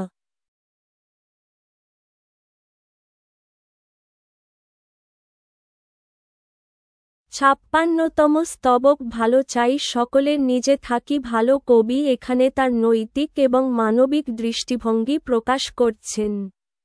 তিনি সকলের জন্য শুভকামনা করেন এবং একই সঙ্গে নিজের ভালো থাকার ইচ্ছাও রাখেন। এটি একটি সামঞ্জস্যপূর্ণ দৃষ্টিভঙ্গি, অন্যকে ভালোবাসার সঙ্গে নিজের আত্মমর্যাদা ও কল্যাণকে মিলিত করা। কবি মনে করেন, শুধুমাত্র নিজে ভালো থাকা যথেষ্ট নয়, সকলের মঙ্গল কামনা করাও সমান গুরুত্বপূর্ণ। আধার অযুত দিলে জেলে দেই আলো, এই লাইনে কবি জীবনকে আলোকিত করার প্রতীকী কাজের কথা বলেছেন। আধার অযুত বলতে বোঝানো হয়েছে বিপুল অন্ধকার বা সমস্যা। কবি সেসব কঠিন পরিস্থিতিতে আলোর দান করেন, অর্থাৎ দুঃখ, অন্ধকার ও অসহায় মানুষের জীবনে আশার প্রদীপ জ্বালান। এটি একটি নৈতিক ও মানবিক দৃষ্টিভঙ্গি, যা জীবনের উদ্দেশ্যকে উদ্ভাসিত করে। দেখিবে সুখের সুধা গড়াগাড়ি যায়, জীবনের আনন্দ ও সুখ যেন এক নদীর মতো প্রবাহিত হয়। কবি দেখেন, যেখানে ভালো কাজ ও মানবিকতা বিদ্যমান, সেখানে সুখও বিকশিত হয়। সুধা গড়াগাড়ি শব্দটি আনন্দের ধারাবাহিকতা ও মহিমাকে নির্দেশ করছে, যা জীবনে শৃঙ্খলাবদ্ধ এবং ছড়িয়ে পড়ে। মিলে মিশে বাস করি মাটির এ ধরায় মানুষ এবং প্রকৃতি, সবকিছু মিলিত হয়ে পৃথিবীতে বসবাস করে। কবি মনে করান, একা নয়, আমরা সবাই এই মাটির সন্তান এবং একে অপরের সঙ্গে মিলেমিশে বাঁচতে হবে। এটি সামাজিক ও মানবিক সহাবস্থানের দার্শনিক দৃষ্টিভঙ্গি। ৫৭তম স্তবক সময়ের গাড়ি ভবে সদা ধাবমান কবি জীবনকে সময়ের গাড়ি হিসেবে দেখছেন, যা অবিরত এগিয়ে চলে। সময় থেমে থাকে না, এটি জীবনের অচিরাচরিত গতি এবং পরিবর্তনের প্রতীক। আমাদের প্রত্যেকেরই যাত্রা সমান। সময় সকলের উপর সমানভাবে প্রভাব ফেলে। তুমি সকলেই যাত্রী সমান, যে কেউ কবি বা সাধারণ মানুষ, সবাই জীবনের পথে একরকম যাত্রী। এখানে সমতার দৃষ্টিভঙ্গি প্রকাশ পেয়েছে। জীবনের সুখ দুঃখ, সংগ্রাম সাফল্য সকলের জন্য সমানভাবে আসে। সেই আশে প্রতিশ্বাসে স্রষ্টারে কবি তার বিশ্বাস ও ভক্তি প্রকাশ করছেন। তিনি স্রষ্টাকে আশ্বাস দেন যে তার দয়ায় সকলের জীবন সুখময় হোক। এটি নৈতিক ও আধ্যাত্মিক দৃষ্টিকোণ, যেখানে কবি নিজের কাজকে স্রষ্টার অনুগ্রহে নিয়োজিত করছেন। তোমার দয়াতে যেন সবে সুখে রই, এই লাইনে সেই প্রার্থনা পুনর্ব্যক্ত হয়েছে। কবি চায়, সৃষ্টিকর্তার দয়ায় সবার জীবন সুখময় হোক। এটি মানবিক সহানুভূতি ও নৈতিক দৃষ্টিভঙ্গির প্রতিফলন। ৫৮তম স্তবক আশার গাড়িতে চড়ে দেখেছি সকল কবি জীবনের আশা ও আকাঙ্ক্ষার প্রতীক হিসেবে আশার গাড়ি ব্যবহার করেছেন। তিনি দেখেছেন, জীবনের পথে প্রত্যেকটি ধাপই চেষ্টা, সংগ্রাম ও আশা দিয়ে ভরা। পড়তে পড়তে ছিল শক্ত ধকল, জীবনের প্রতিটি স্তরে কঠিন পরিশ্রম, চাপ ও চ্যালেঞ্জ ছিল। কবি স্বীকার করছেন যে সুখের সঙ্গে দুঃখ ও পরিশ্রমও সংযুক্ত। এটি জীবনের বাস্তবতা ও কঠিন পরিশ্রমের স্বীকৃতি। তবু আমি চলেছি গো হৃষ্টকবি। কবির দৃঢ় সংকল্প প্রকাশ পাচ্ছে, সব বাধা সত্ত্বেও তিনি অগ্রসর হয়েছেন। হৃষ্টকবি মানে উচ্ছ্বসিত বা উদ্যমী কবি। এটি তার উৎসাহ, মনোবল ও সৃজনশীল শক্তি প্রকাশ করে। এঁকেছি বুকের মাঝে কত যে ছবি, জীবনের অভিজ্ঞতা, অনুভূতি ও স্মৃতিকে তিনি নিজের হৃদয়ে সংরক্ষণ করেছেন। প্রতিটি অভিজ্ঞতা যেন একটি ছবি, যা তার মননে জীবিত থাকে। এটি সৃজনশীলতা ও স্মৃতির প্রতীক। ৫৯তম স্তবক স্রষ্টার ইশারাতে শত সঙ্গীত। কবি স্রষ্টার নির্দেশ ও অনুগ্রহে সঙ্গীত সৃষ্টি করেছেন। শত সঙ্গীত মানে অসংখ্য সৃষ্টিকর্ম, যা তার হৃদয়ের গভীর অনুভূতির প্রকাশ। এটি আধ্যাত্মিক অনুপ্রেরণা ও সৃষ্টিশীলতার মিল। রচনায় দেই মন গাই ভাবগীত তিনি কেবল লিখেননি, বরং নিজের মন দিয়ে ভাবগীতি ও সঙ্গীত সৃষ্টি করেছেন। কবি দেখাচ্ছেন, সৃষ্টিকর্ম মানে কেবল কাগজে লেখা নয়, বরং হৃদয়ের সঙ্গীতময় প্রকাশ। ভক্তরা আসে যায়, ভিড় করে থাকে। কবির সৃষ্টির প্রতি মানুষের আগ্রহ এবং ভক্তির চিত্র তুলে ধরা হয়েছে। মানুষ ভিড় করে আসে তার রচনাকে অনুভব করতে এবং শিক্ষাগ্রহণ করতে। এটি তার সৃষ্টিশীল প্রভাব ও জনপ্রিয়তার প্রতীক। কথামালা ছিল আছে জীবন বাঁকে, জীবনের পথের বাঁকে বাঁকে তার কথামালা ছড়িয়ে ছিল। অর্থাৎ জীবনের প্রতিটি জায়গায় কবির শব্দ ও ভাবের ছাপ রয়েছে। এটি জীবনকে সাহিত্যিক ও নৈতিক দৃষ্টিভঙ্গিতে সংযুক্ত করে। ৬০তম স্তবক জীবনের গান গেয়ে হই পেরেশান। কবি স্বীকার করছেন, জীবনের গান অর্থাৎ জীবনযাপন ও কাজ কখনো কখনো কঠিন ও পেরেশান। গান মানে জীবনের গল্প বা অভিজ্ঞতা। এটি কোনো কষ্টের গল্প হলেও তার সঙ্গে শিল্প ও সৃজনের যোগ রয়েছে। মানব সেবার মাঝে বাড়ে শুধু মান। কবি বলছেন, মানব সেবা ও সদাচারে প্রকৃত মূল্য পাওয়া যায়। অন্যকে সাহায্য করলে জীবন অর্থবহ হয়। আর মানসিক মর্যাদা ও সম্মানও বৃদ্ধি পায়। আশা তাই খেলা শেষে সুখের ভেলায় জীবনের খেলাকে অনুপ্রেরণা ও আশা হিসেবে দেখা হয়েছে। চ্যালেঞ্জ ও পরিশ্রমের পর শেষের দিকে সুখের ভেলা বা শান্তি আসে। যেতে চাই হাসি মুখে চির অচেনায় কবি শেষভাবে চায়, জীবনের শেষ যাত্রা হলেও তা শান্তি ও হাসিতে পরিপূর্ণ হোক। চির অচেনায় বলতে বোঝানো হয়েছে মৃত্যুর পরে অজানা পরজীবনের দিকে সান্ত্বনামূলক যাত্রা। এটি জীবনের চূড়ান্ত নৈতিক ও আধ্যাত্মিক দৃষ্টিভঙ্গি।